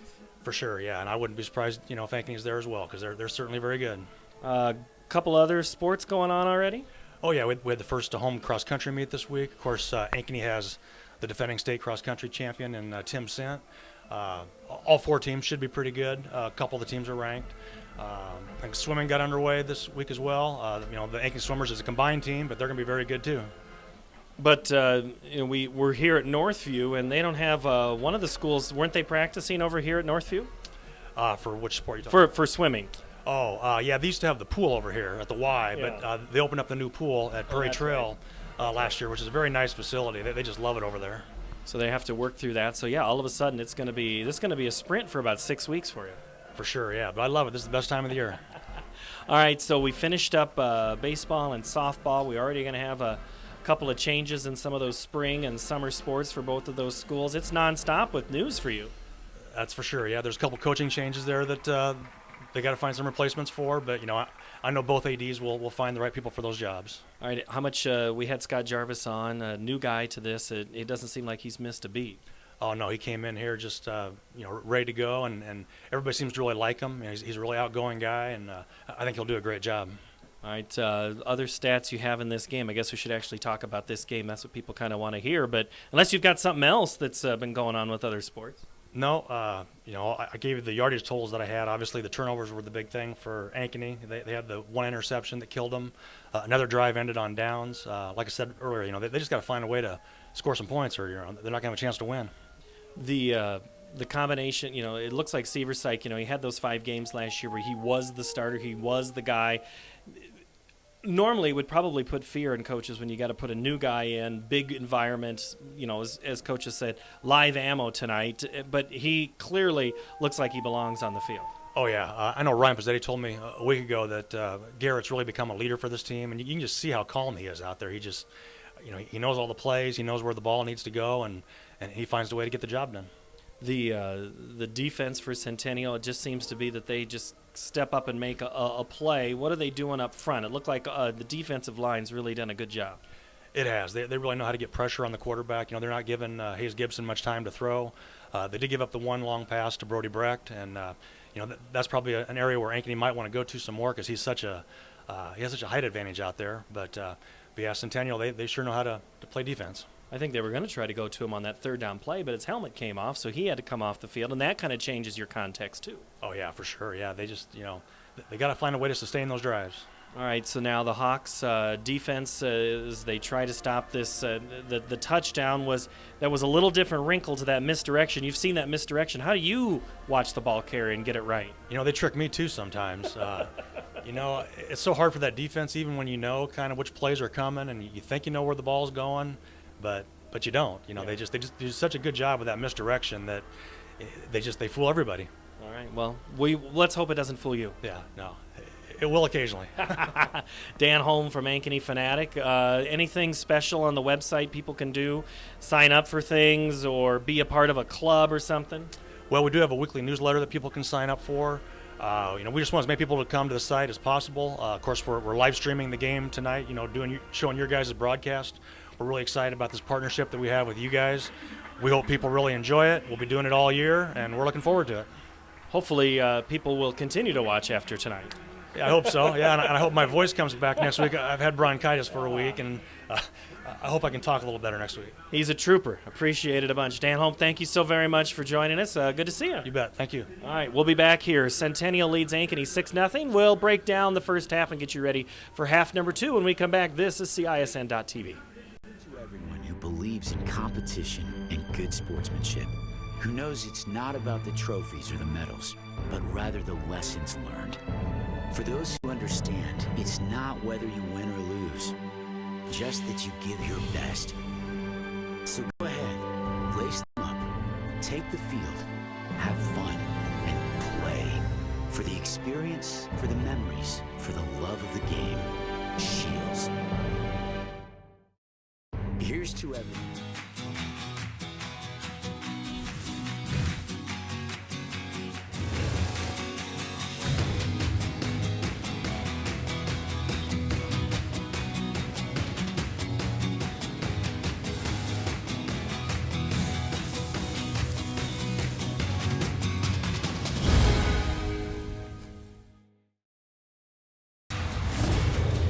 Miss your hometown clothing store? The one that had it all? Everything to get the work done, all in one place? G&L Clothing is your hometown Iowa store. Stop in and see us, or we're only a click or phone call away. Family owned for nearly a century. G&L Clothing, 1801 Ingersoll, Des Moines. G&L Clothing. Size, your style, we got it all. Hi, Ron here, head coach of Westside Auto Pros. When your car's on the injured reserve, you want to get it back in the game as soon as possible. I know that. That's why you need to bring it here to Westside Auto Pros. I have a team of experts that can fix almost every automotive injury. Whether it's a fractured joint, a brake, or if your car just got its bell rung, no problem. We can even do a complete physical on your car to make sure it's game ready for the entire season. So bring your car to Westside Auto Pros and we'll get it back in the starting lineup in no time. Hey, you guys are dogging it back here. Let's move it, move it, move it.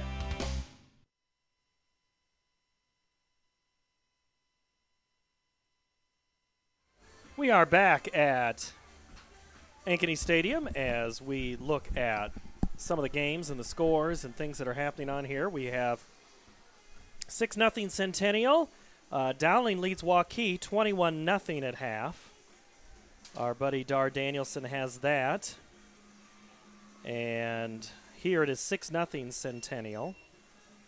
And you got games all over the place, and everybody's kind of trying to get their way and find some offense, Tim Hauber, find some ways to not have penalties, find some ways to put some drives together, because it's that first game. It's all about trying to find some type of confidence, find something that's worked. It's a different environment. A week ago, you're scrimmaging another school. Ankeny scrimmaged Valley, Centennial scrimmaged Waukee. A little different in a 7-on-7 or in a little bit of a controlled environment. So that first game, how do you factor in everything that's going on to get you ready to play tonight? That's where you really depend on your senior leadership. The guys that have played before, they kind of been in this stage, how they act during the game. A lot of the guys, if it's their first time, they kind of follow up with that. They kind of find that tempo. They kind of look to them to see if they're nervous, if they're kind of playing. They kind of find their pace and kind of slow the game down a little bit so the younger guys can kind of play off that. Typical first game, but the defense is going to have a little bit of advantage because they can kind of rear back and kind of play. So I'm not surprised that the Ankeny High Hawks have been out there kind of playing really good defense considering the ranking and the kind of the pre-pub that Centennial's been having. So they've been playing pretty good, kind of bend but don't break kind of defense, kind of put it together. So now I've kind of see if they can get their offense together. Trying to get that offense to kind of find their tempo. Centennial's kind of been doing a little bit better job finding their tempo. Kind of looking forward to maybe seeing if Ankeny High can kind of find that the second half but still a close game. 6-0 game is really close. I don't know if you heard what Dan had said. Dan Holm from Ankeny Fanatic, and hello if you're watching on the Ankeny Fanatic site. Brecht is a guy that they only really threw the ball to once, and he seems to be a big threat for you. Yep. They got to find a way to kind of get him open. I think he's kind of been there. He's coming the little routes there on the sideline. He's kind of been there. I think Gibson's kind of. It looks like he's kind of sitting back there, kind of holding maybe a little too long. If he kind of get rid of it a little bit sooner, the guys are open. And he's had some openings down there. Even that tip ball that they had down there, that was a big play. That ball in about a foot lower, that'd have been a big gain down there to about the 15-yard line. So I think they kind of do some of that crossing stuff they had in the middle. Some of the middle screens. I think that's kind of open. So I think we might find a little bit more kind of get that offense moving. Well, that one screen was blown up by the Centennial defense. That was a great defensive play right there and disrupted that. I mean, because the screen is all about letting guys go through, but if they block the lanes, you can't get rid of the ball back up to where those linemen were at. Yeah. Big guys in the middle. It's hard to find that, kind of thread that needle there in the middle. Always kind of plugs it up. 6-0 Centennial leads, and we're going to take a quick little break here, and we will come back, and Jeff Brooks will be on the sideline, and he'll chase down Coach Nelson, and we'll get his thoughts on what happened in the first half, and we'll play half number 2 from Ankeny Stadium when we come back. This is Iowa High School football on CISN.TV.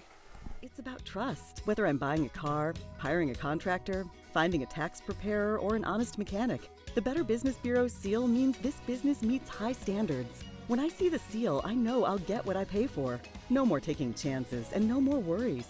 And I feel good about supporting local businesses.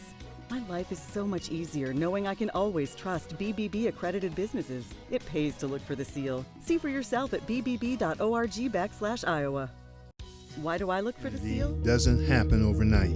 It takes a vision for the future, the ability to turn a challenge into a success, and individuals who inspire new generations of growth. Greater Des Moines has done a lot of growing over the years, and so have we. At Brick Gentry Law, your success is something that we create together. Thank you for making us a part of your community. Thank you for 50 years. Building a high quality beef doesn't have to come with a high price. High Beef Angus Reserve. It's 100% natural, hand selected, pure quality beef. The cuts are tender and the price is lean. We choose our beef knowing what will deliver the best flavor and most tenderness. So now, going out for a great steak can be as simple as going out to your grill. High Beef Angus Reserve. Dinner out just became dinner in.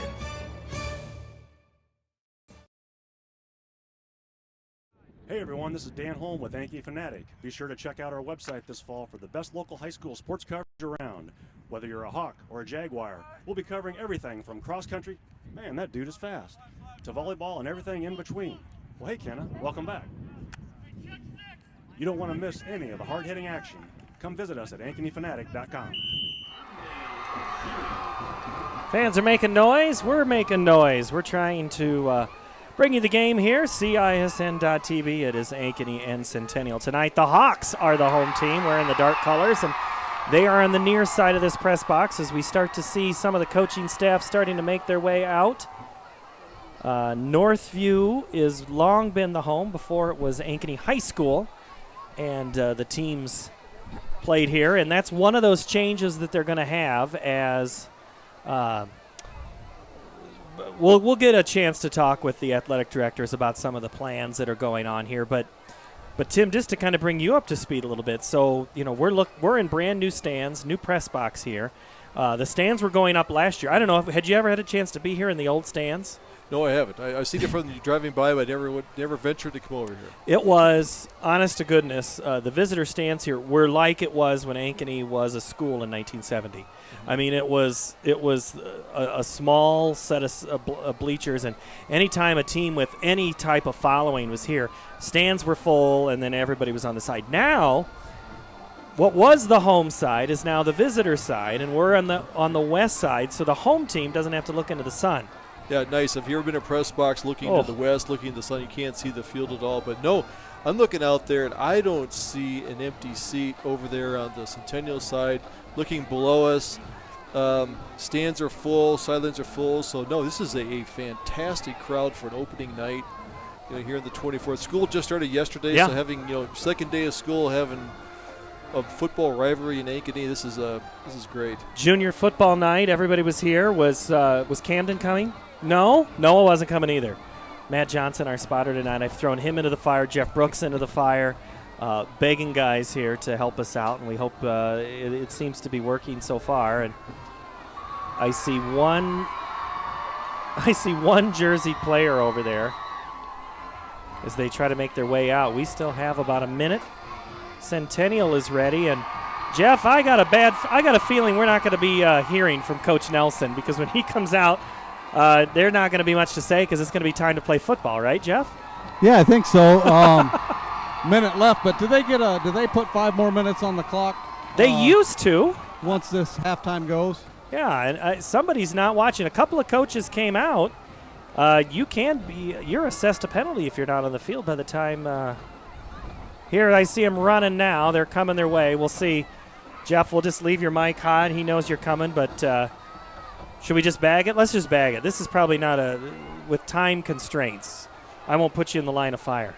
How about that? Yeah, that's fine with me. Yeah. Unless they put 5 minutes or something on the clock. 3 minutes up. We'll see how they do then here. I can go for it. But, yeah, we'll see what Coach Nelson has to say. All right. We'll maybe just walk with him and relay what he said. Let's do that. Walk with him real quick, and we'll not record it. So Hawks come back out. They take advantage of the full 20 minutes at halftime as they come back out onto the field, trailing 6-0 here in this contest. Next week, the Ankeny Hawks will go to Johnston, and Centennial will host Urbandale. We'll have the Urbandale at Centennial game here on CISN.TV, and then we'll be back the week after when Centennial goes to Waterloo West. We will be here for Ankeny hosting Cedar Falls. So here's Coach walking up right now. Let's see if I can get him for a second. All righty. Yeah, I think so. No, you got the 2 minutes left. Oh, still? Yeah, I think so. Two quick questions, Coach. What went well for you guys? Maybe that interception right here at the back, but we lost one of our best players. He tore his ACL. So I don't know. The same thing. We just aren't able to move the ball against their defense consistently. I've been proud of our defense. It's a heck of an offense. So much misdirection. So probably our defense. Keeping them 6 points. It's pretty dang good for they have a nice offense. Did you give them any message at halftime? No, I just think we got to try to do things just a little bit better. Not much, just execute a little bit better, and I think we'll be fine. All right. All right. Thank you, Coach. Thanks. All right, that's Coach Nelson. He's got to walk across the sideline, and Jeff does too. So got a couple of minutes, and so we will take a quick break, get you ready for the start of half number 2 when we come back. This is high school football on CISN.TV. Selection to continue to grow every year. We believe the reason is our core values. Hard work, we work hard for you. Integrity, it's not optional, it's required. We build trusting relationships and don't run when the problems arise. We're always improving the customer experience. It's been the Schottenkirk way for over 50 years. Schottenkirk Chevrolet, Waukee, and the all-new Schottenkirk Ford, Indianola. Hi, I'm Chris with Fireplace Superstore. It's August and time for our early end-of-season sale. Groups that we have too many of are marked way down, like this Sun Villa group, $1,000 off to $32.99. Or this North Cape Avant group, sofa or sectional, 20% off. Or this great Lloyd Flanders Charleston group, $1,000 off to $32.99. The best weather for outdoor furniture is still ahead of us, and we still have Iowa's largest selection. The value of staying active cannot be overlooked in our lives or our young athletes. However, high-intensity workouts come with the risk of injury. If you or your child have sustained a sports injury, Select Physical Therapy in conjunction with Iowa Ortho are here to help with 2 convenient walk-in locations. From diagnosis through recovery, you'll be put directly into the hands of experts who will evaluate and treat your sports-related injury. Call us today for an evaluation. Give that glare. All righty, here we go. Half number 2. Ankeny will kick off, go from right to left. We're still learning the intricacies of this new box. Quirks. Ball is out, and then nearly into the end zone once, twice, and that is going to be a tackle at the 1-yard line. Yeah, forward progress down to the 3, but he caught it on the 1, and it fumbled, didn't go to the end zone, so he kind of got caught. He had to bring it out. So he's kind of in no man's land down there.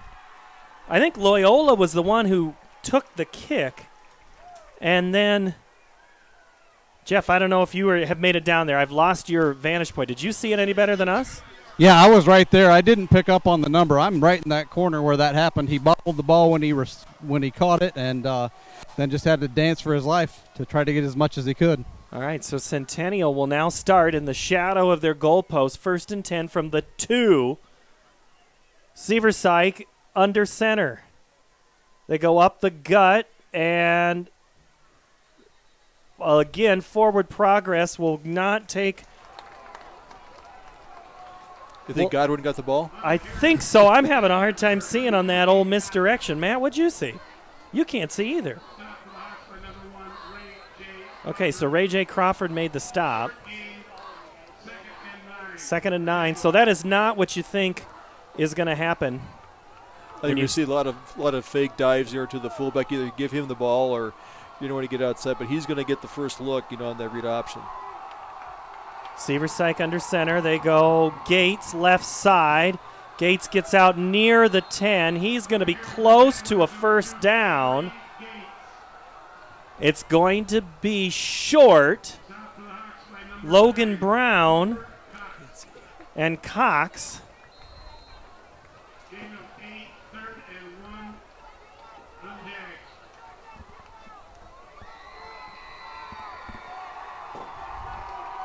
Third and short for the Jags. 10:41 early here, second half. Garrett under center. Long snap count. Second give is going to be first down for Avery Gates.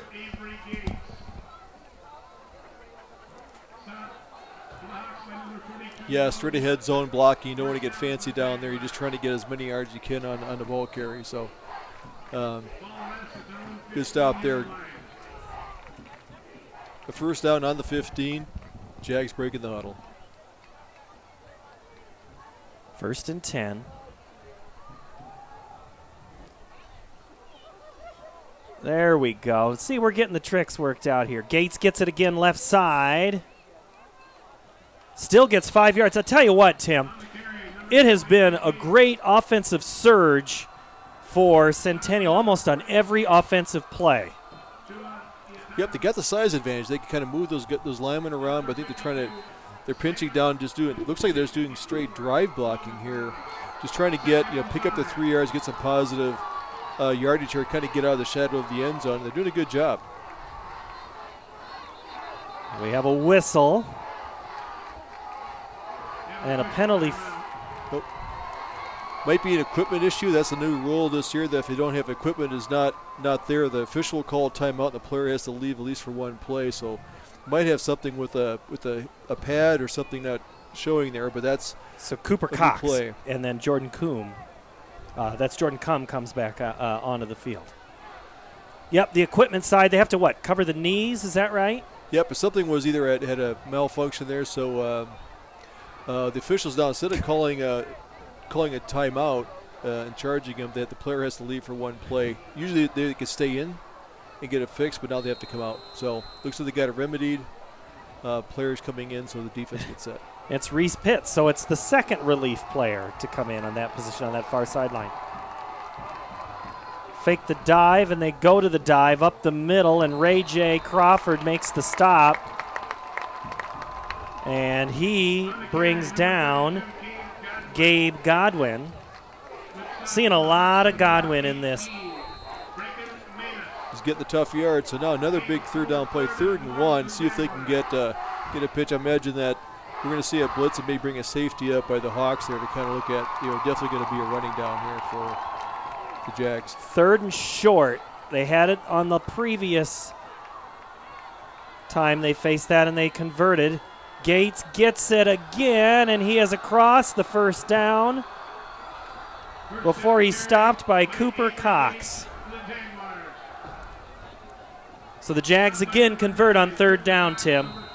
Yep, only a 3-yard gain, but just enough to get the first down. He had a good surge there. Came from the right side of the formation back across to the left side, fouled his blockers, and picked up 3 yards, get the first down. 8:42, clock moving after the chains are set. Again, under center go the Jags. Fake to Godwin, go off to a player they haven't used as much, and that's Tyler Rogers. Seversike's one of those guys, Tim, coach's kid. His dad is the head sophomore coach and also is an assistant on the varsity boys basketball team. Other coaches love coaches' kids. Yeah, does a good job, with the ball, handling the ball. He's faking to the right side, left side, kind of getting his reads in. He hasn't fumbled the ball, so he's a good ball control quarterback. Garrett gives it again to Cahill this time. Tyler Cahill, the senior, 5'8", 170. It'll be short of the first, but up to about the 34. 6-0 Centennial in this game. Ramsey on the tackle there. Not big gains, they're giving up like 3 yards of a play here. See if they can stop to get like a 3rd and long 3. See if they can kind of get a pinch and kind of get in there in the backfield, disrupt the blocking scheme, and see if they can get a stop. 7-man front. They go Cahill, and he is wrapped up. This is one of those left foot, right foot marks, by the sideline official. See where he stops. Ayeti Tawatia. I've been wanting to say that all night. He had to come over. Coach wasn't even 100% sure how to pronounce his name. He said, He says, Jet, get over here. That's his nickname, is Jet. Yeti. 4th and short, and about a long foot to go to see what they're going to do. A running play here. And I think Gates again would be my guess, wouldn't it yours, Tim? I want to see if Mr. Godwin's going to get the ball here. I think, if that quarterback sneak or just I give it the fullback right off the center there, he's had a lot of success the whole game. Godwin underneath. He's popped up. All depends on the spot. The far official says short. Looks like a foot short. And the near side official says short. Bauer comes off really excited, almost took out the line official, but that was a great surge in there. They got in there, stood him up, played really well. That was a great play by the defense, especially going for it a 4th down and get the ball back. Looks like he's about a foot short. It's going to be a great field position for Ankeny Hawks. Ray J. Crawford making the tackle. And for now, before you pull the string, it's short. And it's short by about 3 inches. The officiating crew, Dave Rittman, George Harwood, Brian Orthorilko, Art Ashby, and Grant Cadle. Dave Rittman, you've seen do basketball games for a number of years. Called a state championship game last year in football. He knows the big games. This is a big game.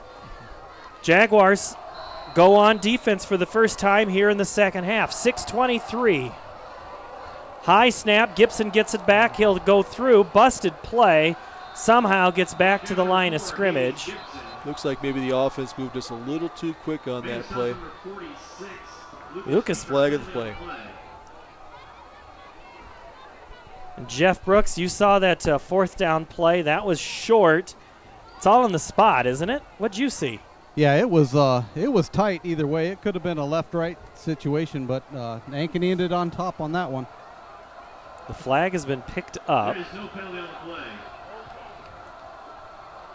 How's the temperature out there, Jeff? I forgot to ask. Well, you're asking a guy that's been walking around the field a lot, so I'm hot. But no, it's good. It's a great night for football. I don't think there's any issues for the players. Got to have some pickle juice if they cramp up or something like that. The old athletic trainer's trick. Got to stay hydrated on a day like today. 6:18 to play, 3rd quarter. Jaguars 6, Hawks 0. Paul Yeager, Tim Hauber, Jeff Brooks here on the sideline. You get Brecht White here on the left. I mean, he might be open if they can find him. Quick pass is caught and then quickly tackled. Weston Folk.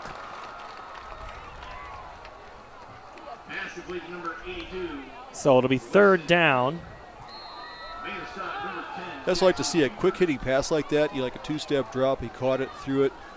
He's open, kind of find that seam. Huber the stop. The give is up the middle to Cale Boyd, and I think he's short. Tackle made, Lucas Pieper. About a yard short. Good quick hitter there. So now you got a 4th and yards. Another big 4th down play to see what Ankeny pulls out. They send 2 receivers left, 1 to the right. Not going to kick it tonight. Stop behind the line of scrimmage. Coming all the way, Scott Daup. Cale Boyd had no chance on that. Daup was stunning the whole time.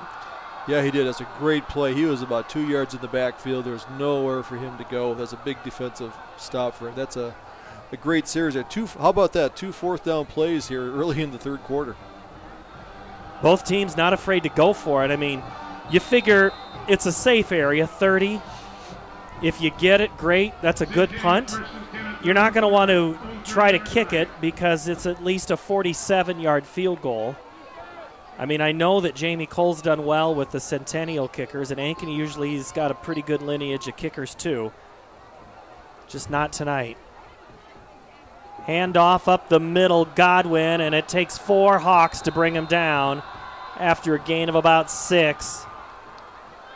Ray J. Crawford and also Braden Manis making the tackle. It'll be 2nd and about 3. I can imagine that Godwin's racking up some yards. He's going to be getting close to maybe a 100-yard game. Got another player down. This one is for the Jaguars.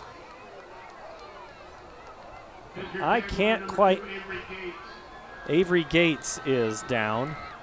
Looks like he's cramping up, to kind of stretching his legs. So, yeah, it's been a warm night for these guys, so I would be surprised that he was kind of walking out there back to the sideline. He just kind of stopped and laid down, so he might have just had a cramp there they want to take care of. While they attend to him, we're going to attend to this back after this. More. You want to be part of something bigger than yourself. A place for people of all ages, all walks of life, that provides opportunities for all to succeed. We do that. We're the why. Build more than muscle. Build a stronger community. You want to get stronger.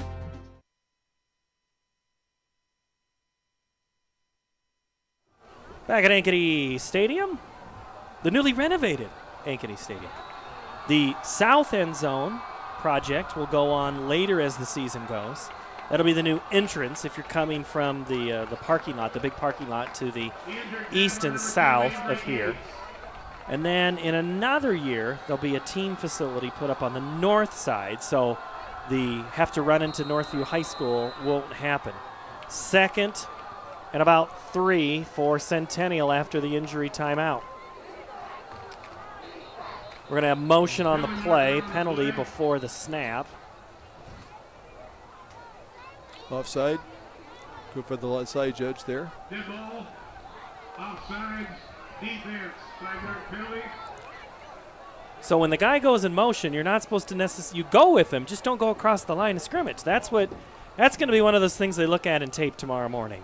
Yep, they're going to look at that to see kind of what keys are they getting. I don't think anybody else in this conference runs that motion like that, but you kind of keyed up. The guy goes back like he's not in motion, but the play has started, and it's easily anticipated. 1st and 10 from the 42, 4.5 to play, third quarter. Centennial's led since the early moments of the second quarter. Seversike to throw, runs out of time. Griffin flushing him out. Seversike throws, incomplete. Pass intended for Tyler Cahill. Yeah, Breeding kind of went down there. He kind of he went across the middle. He was looking for him all the way. Then, like you said there, that Griffin came out there, flushed him out of the pocket. Jordan Comm makes the tackle. Sorry, Tim. And now we've got 2 players down. The Ankeny player is on the Centennial side, and the Centennial player is on the Ankeny side. We'll sort out the injuries and take this quick break. Moms typically get to make a majority of the healthcare decisions for their family. That can be a lot of pressure, but not for me, because I know the choice is ours. For medical tests like MRIs, X-rays, CAT scans, and of course mammograms, ask your doctor to refer you to Iowa Radiology. They work around our hectic schedules. They're the best at what they do, and they're so great with my family. They truly care, and it shows. Visit iowaradiology.com or call to schedule an appointment. Iowa Radiology. Our focus is your good health.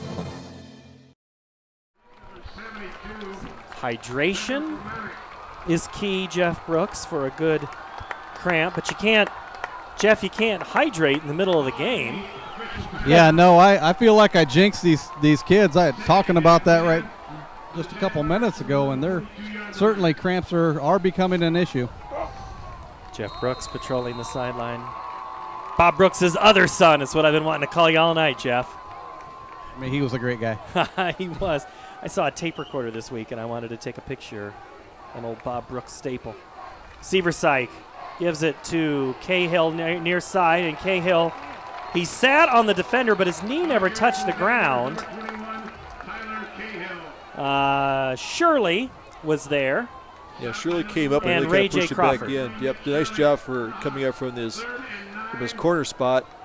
Not making sure that when the guy wants to go outside like that, if you can't get it back into where the defense is flowing, and kind of your friends come to help you out. And they stop at only a 1-yard gain. So another big third down for Ankeny. Like to get off the field here if they make the stop. Centennial's been able to convert on third down tonight. This one a little longer than the previous ones. 3rd and 9.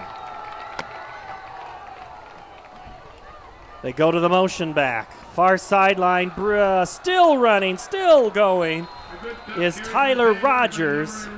And Rogers gets nearly all the yardage needed for the first down, but he's going to be short by about 2. Now I think you're in a position you're going to want to punt the ball because you're going to try to pin Ankeny back inside their 10. This is a field position move, Tim. Yep. Good stop there. 4th and 2 is a little too long. 1, 2, 3. 3 Ankeny Hawks on this near sideline getting attended to right now. Could be a new returner. Knief, fair catch called for, and catch made by Kale Boyd, the sophomore. This is a good sophomore class for Ankeny. They are trying to get some type of offense going. Going to have to use some of these guys as two-way players now, especially because of the injuries. You've got these guys that are track athletes. Nick Nelson, the head track coach for Ankeny, he's had a lot of these guys. They work on the speed. That's a good off-season thing. But now you're playing football. It's a whole different thing here tonight. Dowling has now gone ahead 42-7 on another game you can see on CISN. But I'm thinking you're watching us because that game has kind of gotten out of hand. Under 3 to play. Ankeny has the ball at their own 13-yard line. Hayes Gibson gives it to Kale Boyd. Boyd has gotten a lot of carries tonight. Yep, Ankeny's kind of spreading them out. They got Brecht here wide on the right. I think they like to kind of see if they can get him free. They're kind of reading the defense to kind of see the spread offense, single back, kind of see how they react, where they're lining up defensively. See if they kind of get a one-on-one, maybe hit a quick slant in the middle like they did the previous series. I see. Daup is down. They get him back up. Number 6. Is that who you were talking about? Yep. And we still have a quarter and 2 minutes and 44 seconds to go here tonight. I think we're going to see a little more injuries, some of those cramps. Problem is, it's been cool the last couple of days. You're not in that mindset that it's going to be hot. Yeah, it just finally got warm today. So I think, you tell these guys to hydrate, during the day, and it's amazing how much water you should drink during the day. You think you'd be overhydrated, but you always want to get as many fluids in you before a game like this. So not surprising, but these guys seem to recover quickly, come back on the field.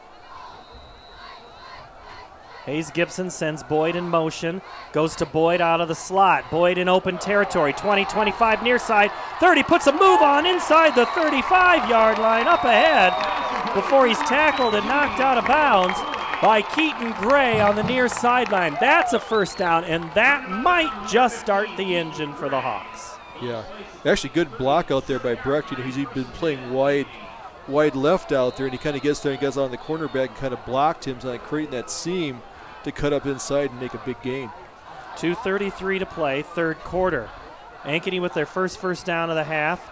Gibson throws downfield. He's got a man overthrown, going for Brody Brecht. And we have a whistle. As I say, I heard a whistle for a penalty, but I don't see the flag. Flag is picked up. All right.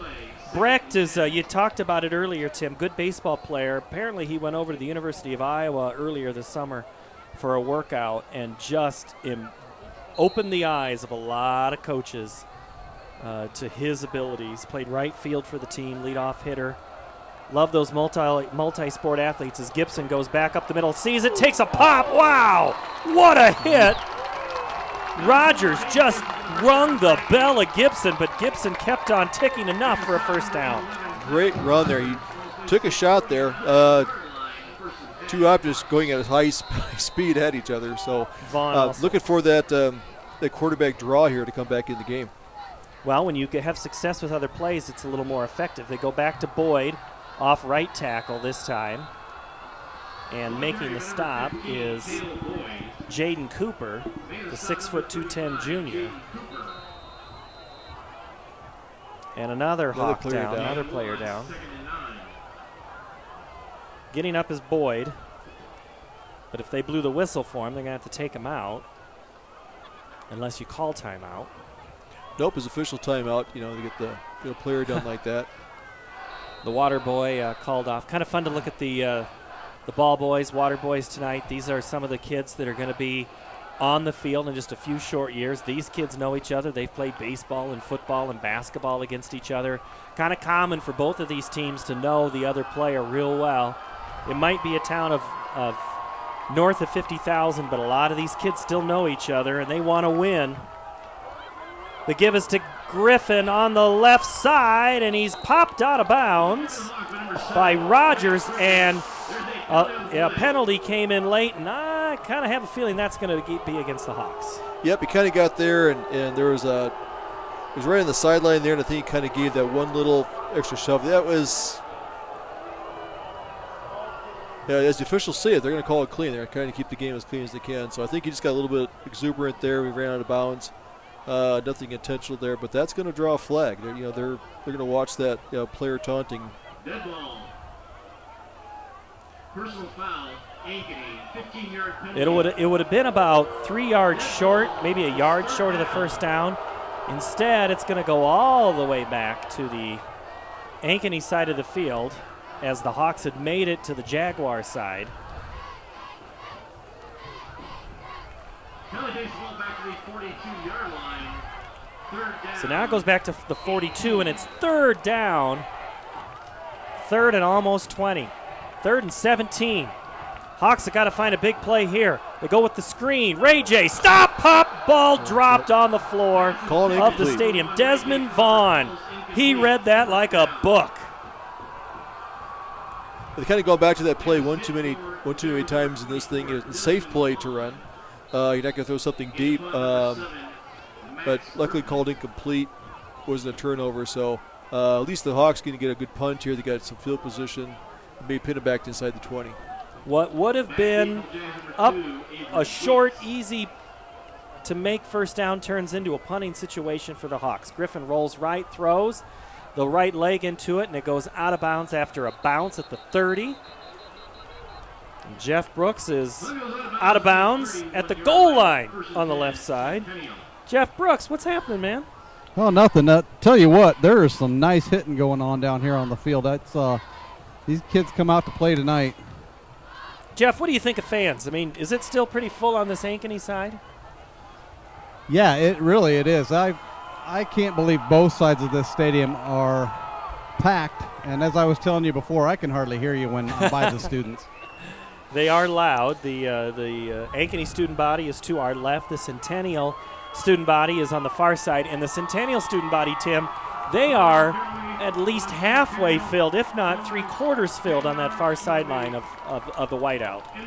Well, I can see the students over there. You can't miss them. They're quite loud. They've been standing the whole game cheering. I can hear them clear over here. But no, that's a great crowd over there. I can't believe that for a supposedly visiting team, but I think it's equal numbers on both sides.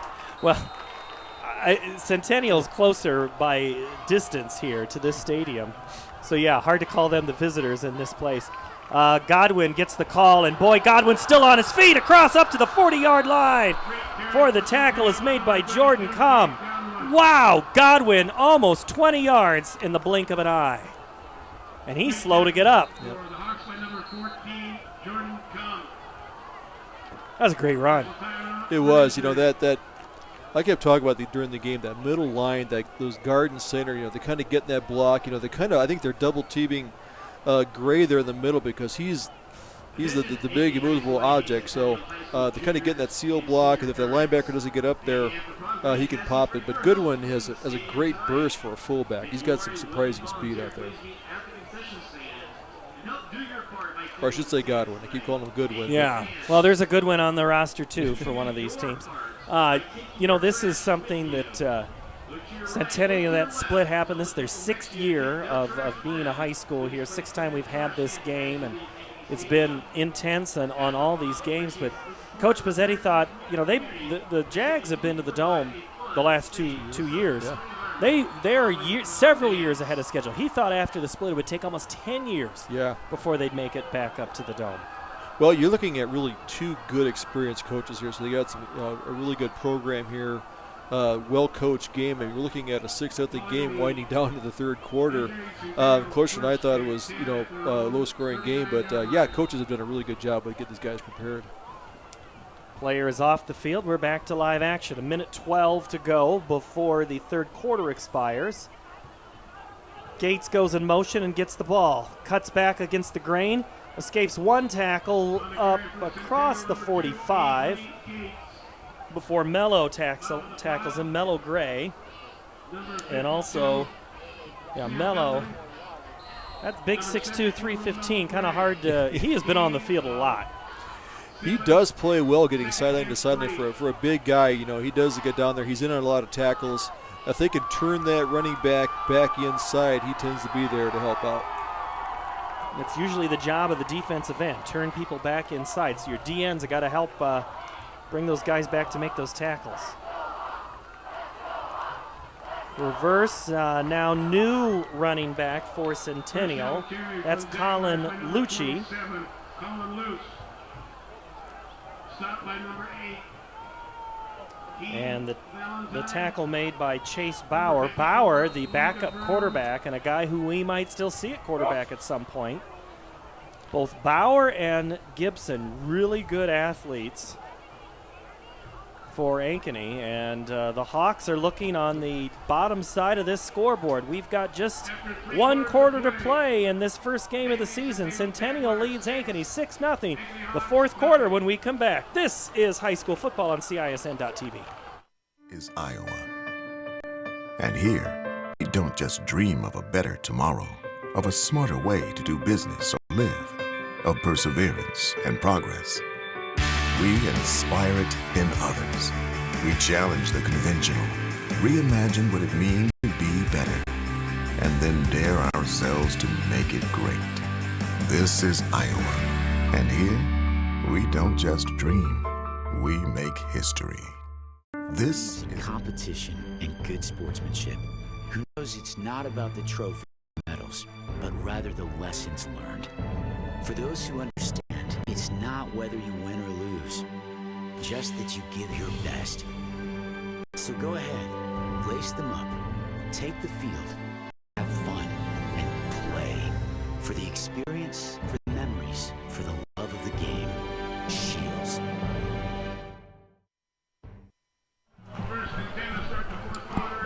The Jaguars of Ankeny Centennial 6, the Hawks of Ankeny 0. As we begin quarter number 4, 12-0 is, or 12 minutes, 6-0 is your score. Centennial in white. They go to Rogers on the third guy through, and Rogers puts his head down and just keeps on going for a gain of about 15 yards. What an offensive performance before Max Griffin makes the tackle. And now a couple of Hawks are slow to get up again.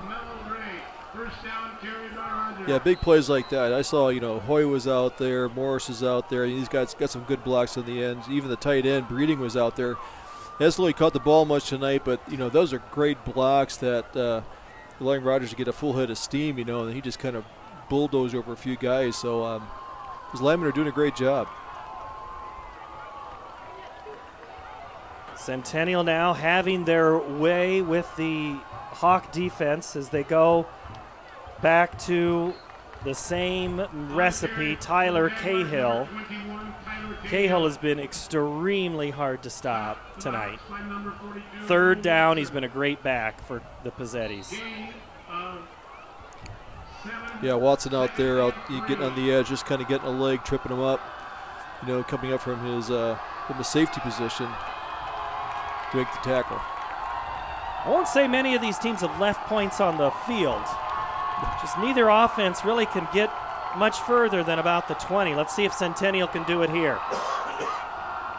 Godwin dives forward. Penalty flag comes out. Mello makes the tackle. Looks like in the area of holding, possibly. I think the way the ref threw the flag in there, so we'll see what the penalty is. Preliminary signal holding on Centennial. Will be 10 yards from the so infraction. It'll be a hold on Centennial, which will push back the Jags. A lot of great players on this Centennial team last year. A lot of them playing at the next level. Hard to replace great talent like that, but they're trying to do it, and it seems like they've got a good squad again tonight. Gates, Cahill, Rogers. Rogers has had, when he's touched the ball tonight, Tim, he's done well. Yeah, he has. He's an impressive running back, for a big guy, and also backup quarterback. So, does run upright, picks his holes. Hand off to Cahill. I'm not 100% sure that's how that was designed. All right, Matt, who are we going to pick on that one? Yeti Tawatia, and also Sam Belding on the stop.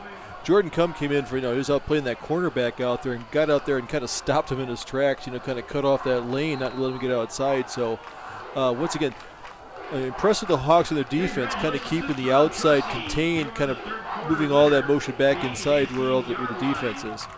3rd and 14 from the 39. The Jaguars have to get all the way to the 25 to keep this drive going.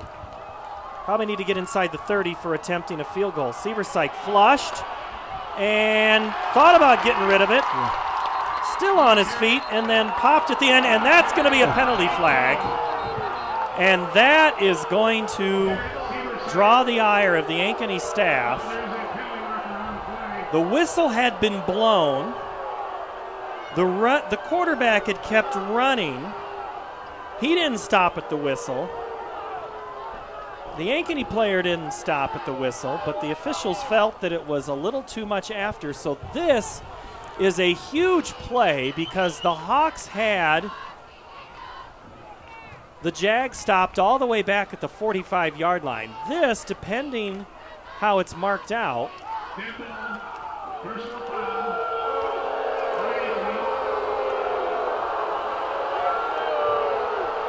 and the fans on the near side not a fan of that. Yeah, and I understand the call. I think they're gonna call that. But when the quarterback gets up, if you think you hear the whistle, you're going to play to it. It wasn't an intentional late hit. He just saw the quarterback getting up and running, and he was just going to stop him. So one of those calls that officials will call on you. These guys are playing with a lot of enthusiasm. Good play, had a sack there. So still, but it looks like it's 4th down and 4. So need a big play out of the Hawk defense. See what the Hawks, if they can flush that play, see what the Jags can do with this opportunity. Seversike on 4th and 4. They go up Godwin. He's got the first down and then some. What a series of events for Centennial.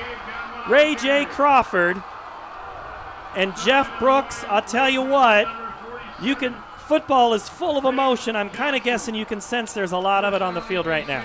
Yeah, on both sides there are. That was a bad break for the Hawks and Centennial. They both continued to play on, but yeah, that offensive line on that last play just opened that hole.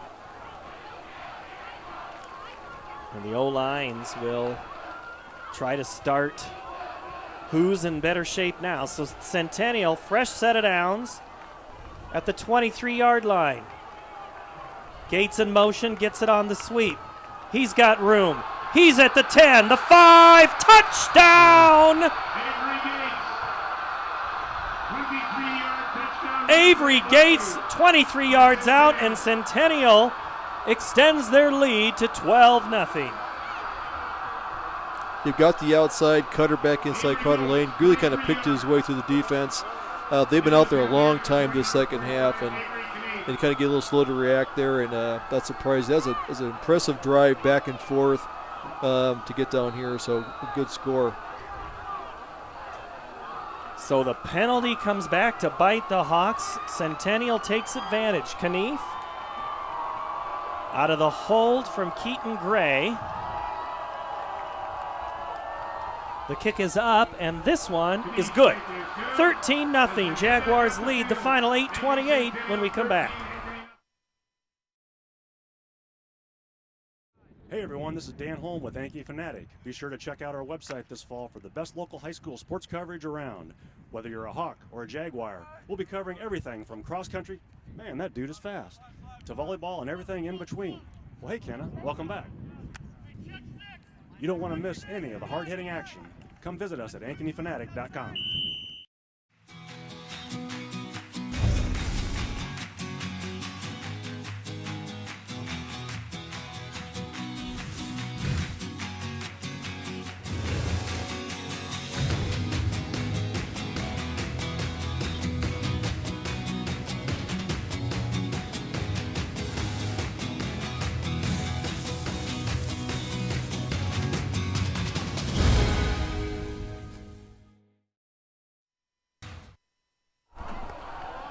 The Jaguars take advantage of a personal foul penalty on a big third down play. 2 plays later, they're in the end zone and now lead 13-0 over their rival, the Hawks. You got the Hawks with too many men on the field. Looks like 11 now. Now they got 11. You can't play 11 on 12. That'll earn you a penalty. Knief gets his leg into it, low liner. It's going to be short of the goal line, and it's going to go into the goal line, or into the end zone, and a touchback. No return for Nick Shirley. So Jeff Brooks, big swing all of a sudden now. It's a big mountain for Ankeny to climb. Yeah, it really is. You can kind of sense a little bit of urgency down here. They really need to put together a nice, solid drive here. They still have time. They just need to do something solid here. All right. On the this beautiful night here in Ankeny, the moon making an appearance with a little bit of cloud cover in behind. I've read that on Twitter there's several games that have had late starts or suspensions because of lightning. Beautiful night here. Jaguars in front, 13-0. Gibson throws. Incomplete. Intended for Grant Moeller. And on the coverage for Centennial is Corey Prongi. Second down.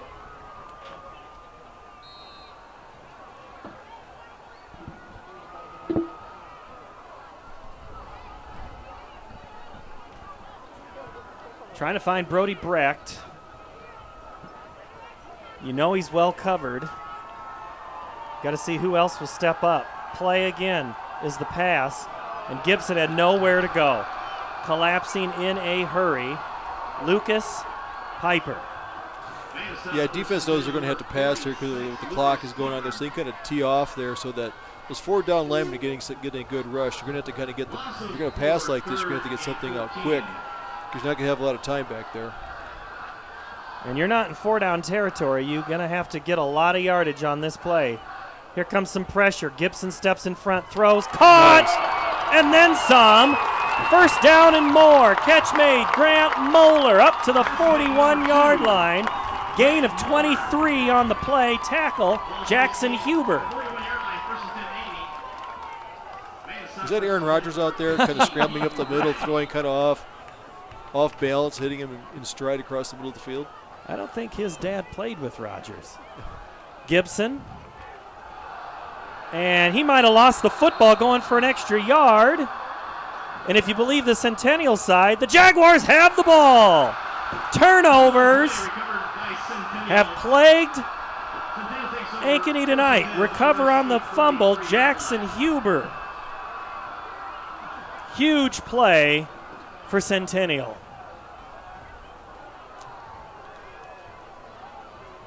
Just trying to get one more yard, Tim. Yeah, Sorry. had a nice little scramble up there, but you got a lot of bodies flying around there. Those linebackers are pretty aggressive, getting in there, getting a hand in there, knocking it loose. Yeah, they had a nice drive going to midfield, so now you had to put that defense back out there. They just came off, see if they can make a stop here and get the ball back. Hard to catch your breath when you're on the field all the time, but here come the Jaguars. They go to Avery Gates, and he is just absolutely hog-tied down to the ground. Mellow Gray. Yep. And another injury. This one on the left knee. Down is Connor Rainey, the big 6'1", 220-pound defensive end, the junior.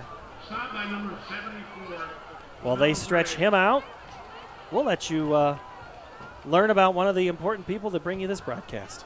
It's more than a great price and great selection to continue to grow every year. We believe the reason is our core values. Hard work, we work hard for you. Integrity, it's not optional, it's required. We build trusting relationships and don't run when the problems arise. We're always improving the customer experience. It's been the Schottenkirk way for over 50 years. Schottenkirk Chevrolet, Waukee, and the all-new Schottenkirk Ford, Indianola.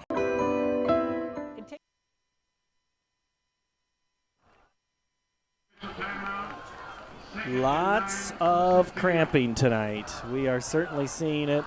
You see this in this first game.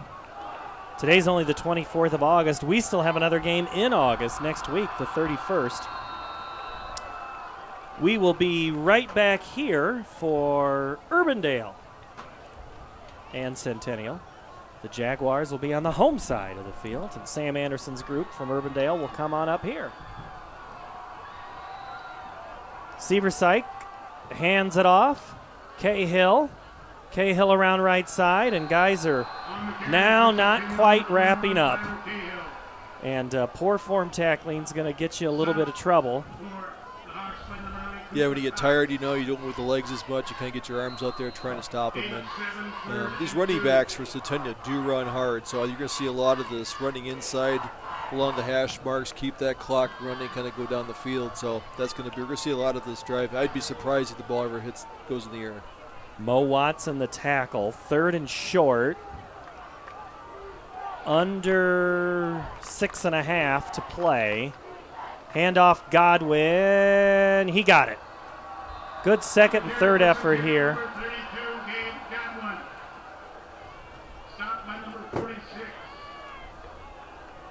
Yeti Tawatia.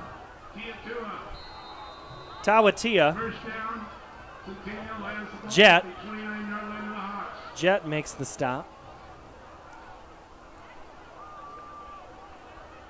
As the fans start to make their way to the exit, maybe they're going to put us on their device and watch us on the way home. First down and 10 for the Jaguars.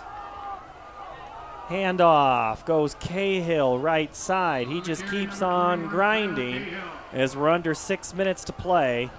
Stop by number 52, Sam Belding. Sam Belding the stop for Ankeny, and players kind of rotate in and out. Hawk defense still playing tough out there. It's only given up a couple yards here on that first down, still tackling. Been playing a long second half for the time, been playing this side of the field.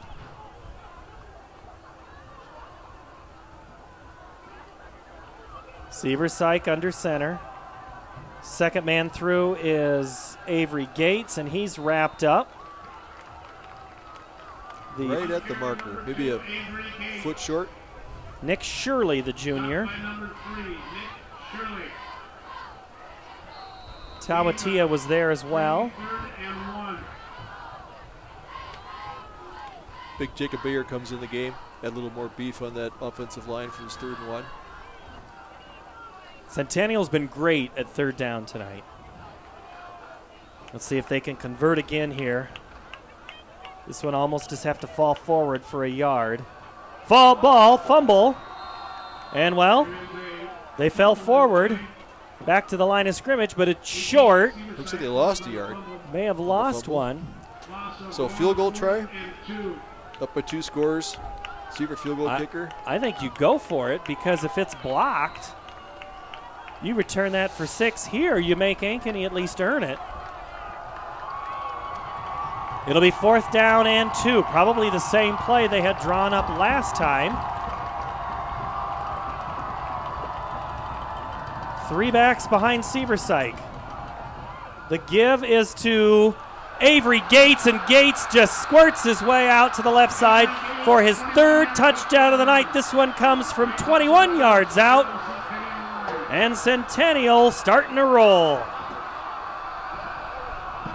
Yeah, Seversike, the nose tackle, looked like Miller got in there, tripped him up. I didn't know if he was going to get the handoff. But he was able to get, like I said, he's a good ball control quarterback, got the handoff, found that seam. They're all bunched up like that on a goal line defense. In the short yardage play, you're going to find those things can pop pretty quickly. Knief will come on to attempt the extra point at the 4:05 mark. Gray calls for it. The kick is up, and It's good. Centennial 20, Ankeny 0 here on CISN.TV. Your hometown clothing store, the one that had it all, everything to get the work done, all in one place. G&L Clothing is your hometown Iowa store. Stop in and see us, or we're only a click or phone call away. Family owned for nearly a century. G&L Clothing, 1801 Ingersoll, Des Moines. G&L Clothing. Your size, your style, we've got it all. It's about trust. Whether I'm buying a car, hiring a contractor, finding a tax preparer, or an honest mechanic, the Better Business Bureau seal means this business meets high standards. When I see the seal, I know I'll get what I pay for. No more taking chances and no more worries. And I feel good about supporting local businesses. My life is so much easier knowing I can always trust BBB accredited businesses. It pays to look for the seal. See for yourself at bbb.org/Iowa. Avery Gates, 20, Ankeny, nothing. The Hawks get it on the kick return, and great coverage on Nick Shirley. Had no chance. Lucas Piper. And boy, that's not a cramp. That's just a flat out, I got hit hard. Paul Yeager, Tim Halber, and Jeff Brooks down on the sideline. Brooksy, what's going on, bud? Well, you guys said it that last time Centennial got the ball. It's tough to stop them twice defensively for the Hawks. But I will tell you what, this Ankeny Hawk team, they're solid. I see a lot of good things for them for the season going forward. We will see how it all shakes out. And fumble. No, incomplete. Incomplete. Got to have possession before you can lose it. Yeah, it's hard when you're back on your 15 offensively to find some rhythm there. They're kind of tired. They know they're going to pass because you aren't going to do much of a running play. So I wouldn't be surprised if Gibson would roll out. He had some success doing that earlier, kind of find a lane to pass to. Gibson looks. He's got a little time. Now the pressure gets there. You're right. He does kind of hold that ball a little bit loose. And Gibson's fumbled it once on that drive, or when he's tucked it. He hasn't really tucked it. Maybe that's what I'm saying. Yeah. Pieper makes the tackle.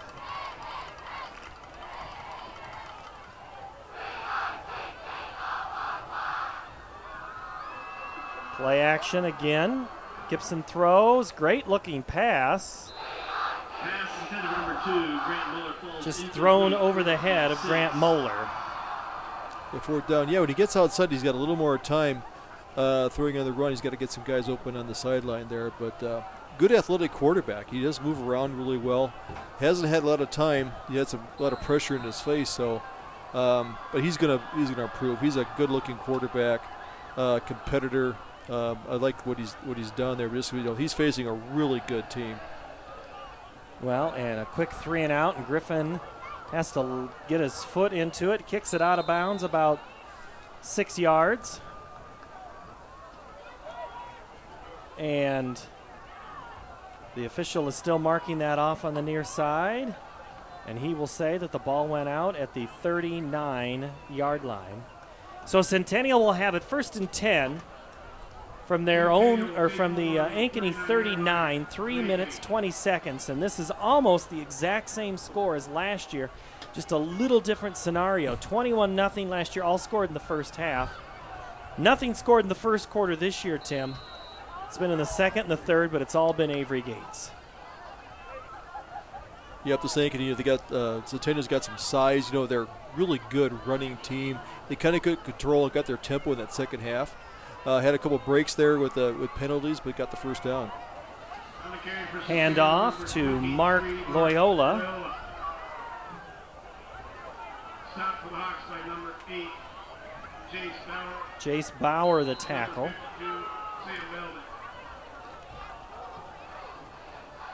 So now it'll be 2nd and about 6 as we're under the 3-minute mark.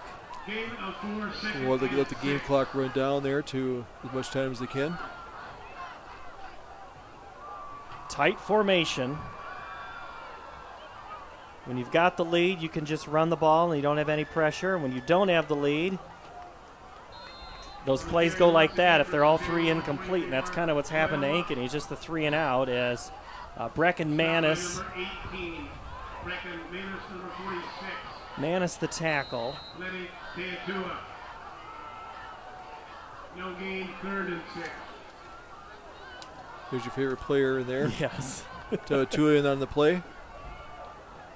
Good stop there. They're still tackling hard. I give you Ankeny credit. They're still tackling hard, trying to make, keep it a good game. Keep their heads up. Well, there's bragging rights they got to worry about now as the handoff to Lucci. Centennial number 27, Colin Luce. Stopped by number 18 once again. Brecken Manis has been a man among boys tonight for the Hawks.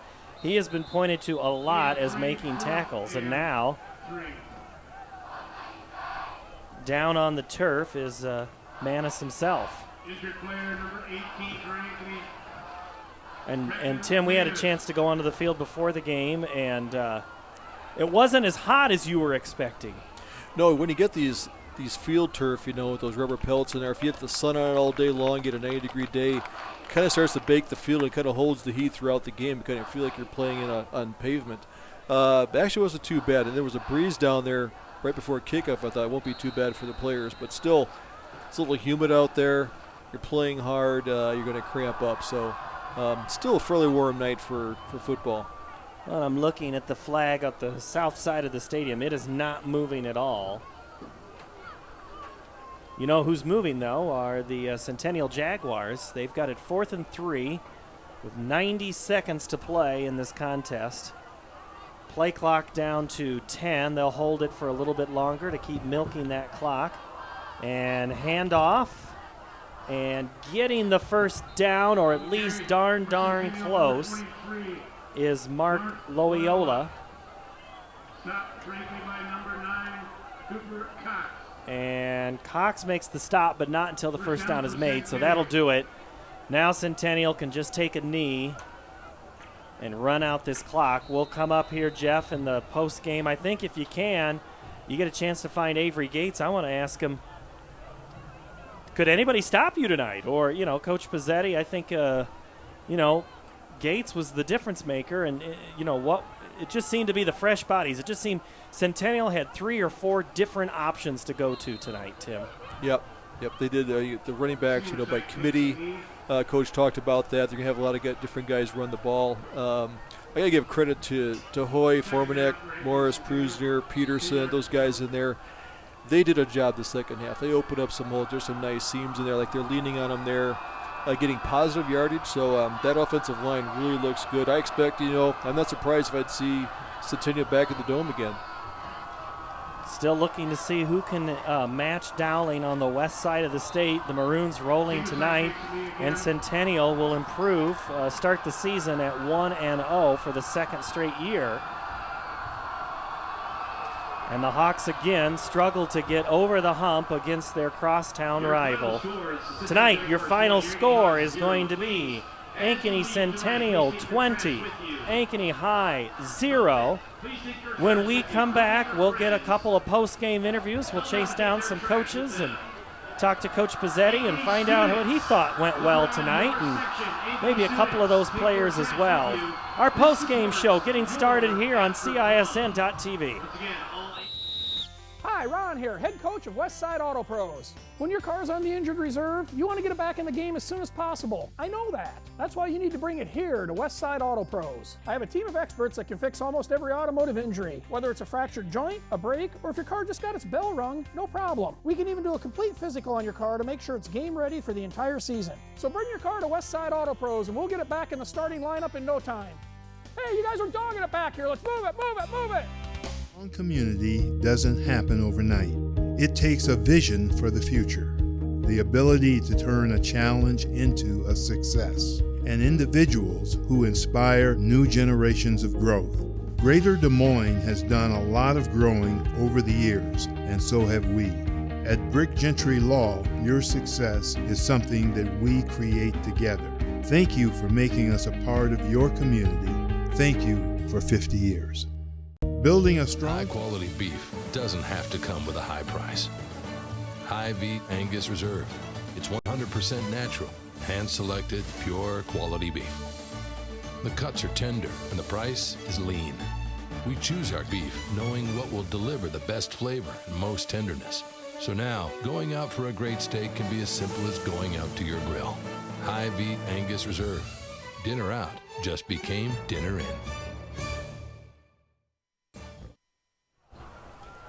All right, welcome back to Ankeny Stadium tonight as Jeff Brooks makes his way across the field. I see he's trying to make his way to Coach Pizzetti, and I see Avery Gates and also Travis Rogers getting interviewed, and you'll see their video comments on the Ankeny Fanatic. And Jeff, where'd you go there, bud? You got anybody? Yeah, Coach P's here. We'll see if I can't grab him real quick. As they make their way off the field. And Coach Pizzetti, you got a second for the TV? Here we go. Go ahead. Hey, Coach, 1-0, started off good. Against a very good team and a very spirited night. Ankeny came to play, and we did too, and our defense just played outstanding. And when you shut a team like that out, you know, you've had one heck of an effort. And our offensive line, we got the ball, we got very conservative, but they kept getting the first downs for us and eating up the clock. So I noticed, like you said, your offensive line was great. Your backs were great. It didn't seem like anyone could stop Gates. He was awesome out there. Yeah, he's an outstanding runner. He's not very big, about 145, 150, but the Gates, they've been great for Jaguar. All right, so next week, yeah, I'm going to try to grab him here. Next week, Urbandale, any message for your kids going into the week? It'd be tough. Urbandale wants us to. All right. Good luck, Coach. All right. Jeff Brooks is going to try to track down Avery Gates and get him back here onto the field. Centennial 20, Ankeny 0, as you're watching our post-game show here on CISN.TV. And Avery Gates is a popular guy. A lot of people wanting to talk to him tonight as he rolled, and that's a good start for these teams. And as you said, Tim, Ankeny played till the end and got a lot of things in there and really kind of made a difference several different ways. And Gates, it just looked like every time he got the ball in the second half, it just looked like he hadn't played, and he had the freshest legs of anybody. Yeah, he's a quick running back. He gets outside, but he makes a nice cut. He finds a hole when that seam opens up, gets up there. Even if the defense collapses on him, he's still gaining 2-4 yards. He had a pop, but then when that seam opened up there, you know, for the late touchdown, he's got the moves. In the open field, he is dangerous. So he's a good addition. Nice compliment to Godwin. You know, Godwin is the hammer. That's a good point. You know, they give it to him, and the defense has to respect the fullback. Opens up for Gates to get outside. So that's a great 1-2 punch.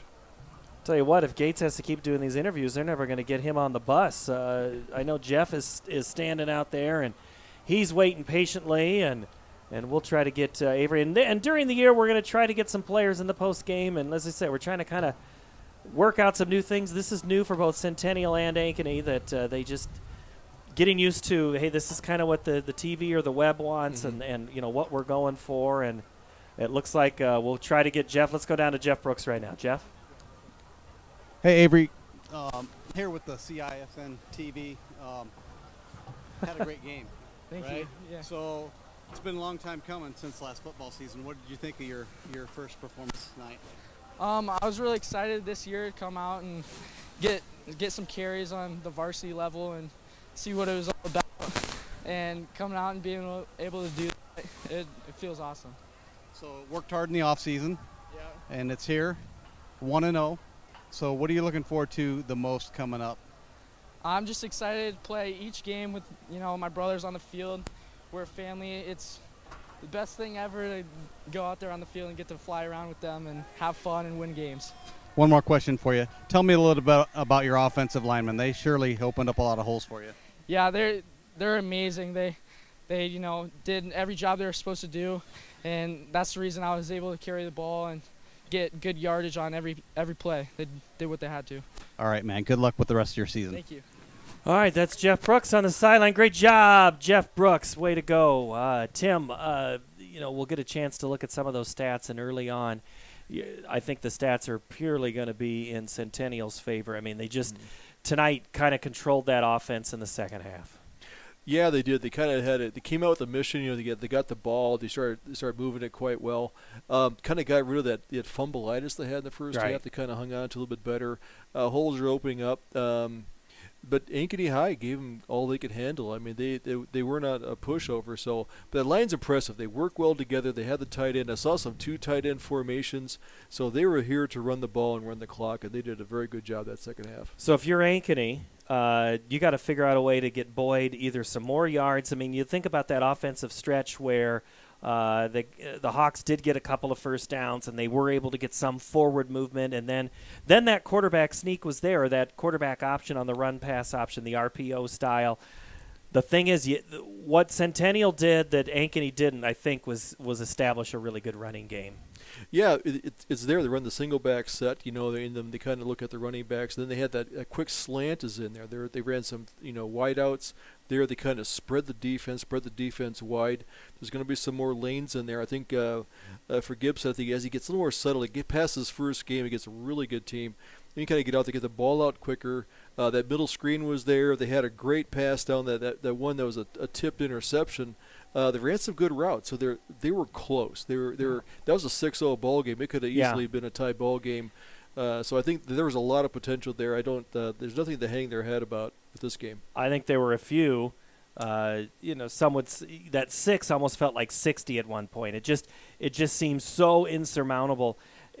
Offensively, though, when you go 3 and out, I mean, you've seen these teams where they come in, pass the ball, the run and shoot style thing, and it doesn't take any time off the clock, and you just hand the ball back to the other teams. How do you break out of that rut? That's a good question. I'd be coaching if I had the great answer for you. If I could go down there. What you want to see what's working. I think what they're trying to do there when they spread the defense out is they're kind of seeing where the defense keying in. The coaches are going to look at that and say, okay, we kind of know where the linebackers are going to be, so what they're reading when we go to that spread, and then run the offense from there. And I think Ankeny was having some success doing that, but just couldn't quite get that block. And then there's a couple penalties. They had some great down. They had like 3rd and short, and then there'd be a penalty or an offside. They go back, and then they have a 2nd and 15. So I think some of those mistakes, early, the first game coming out, I think if they kind of get that 3rd and short instead of 3rd and long, is going to make those drives come around. And that penalty, the personal foul penalty, right there, that absolutely swung the ball game right there, regardless of who was in the right or who was in the wrong. Maybe an early whistle. Because and I have to go back and watch it, it certainly looked like the quarterback was continuing to run. He didn't think, because I don't know why the whistle was blown, because I don't think his knees ever touched. He landed and sat on the Ankeny player. I never saw his knees touch, so he's thinking he's up. He's still running. And then the Ankeny player came in and hit him, and the penalty flag came out. The call is what the call is. Yeah, it depends who blew the whistle, because there's 4 officials out there. So if you don't hear the whistle, it's on the other side, and you play the ball. The quarterback kind of got up, and he thought he wasn't down, and then you kind of get that. It's a 50-50 call. If they picked the flag up, I couldn't argue. If they call a penalty, you really can't argue, because I said, when the emphasis we're hearing from officials that it's going to be player safety and things like that. So I can see where it's called. They had a couple calls like that tonight, but still. That kind of, it seemed like the momentum kind of shot. You could see the defense kind of start putting their hands in their hips, and that's always tough to come back. Was this all right? You doing okay? This is great. It's great to be. I'm going to wake up tomorrow. I won't even be stiff after coming to a football game. I'm going to feel great. These guys will be tired. They're going to sleep well tonight. But these two teams played a clean football game, really. I thought they really played well. It's not Loris football, so go easy on us, all right? It's not the college game. Nope. It's great. It's great to see this enthusiasm in these young guys playing. So they do play. It's a great game, and 2 great coaches, 2 great programs, and it's been an honor to do this. All right, the Ankeny Hawks lose tonight to Centennial. They'll be at a very good Johnston team next week. That game you'll be able to see, I believe, on CISN with Dar Danielson and Laura Leonard. Tim and I will be here as the Urbandale Jayhawks come to play the Jaguars. So Sam Anderson and company will come up. We'll see what the Jayhawks have this season, as Urbandale tonight was playing Johnston. And we'll have the games here for you all year at CISN.TV from Ankeny Stadium. So when the Hawks are home, we're here when the Jaguars are home. We're here, and we're glad you are where you are, wherever you're watching around the world. For the crew here, for Jennifer, for Jimmy, for Jeff, for Matt, for Tim, I'm Paul. Thank you so very much for watching. Good night tonight from Ankeny Stadium. The Jaguars of Ankeny Centennial 20, the Hawks of Ankeny 0. Good night from the north side.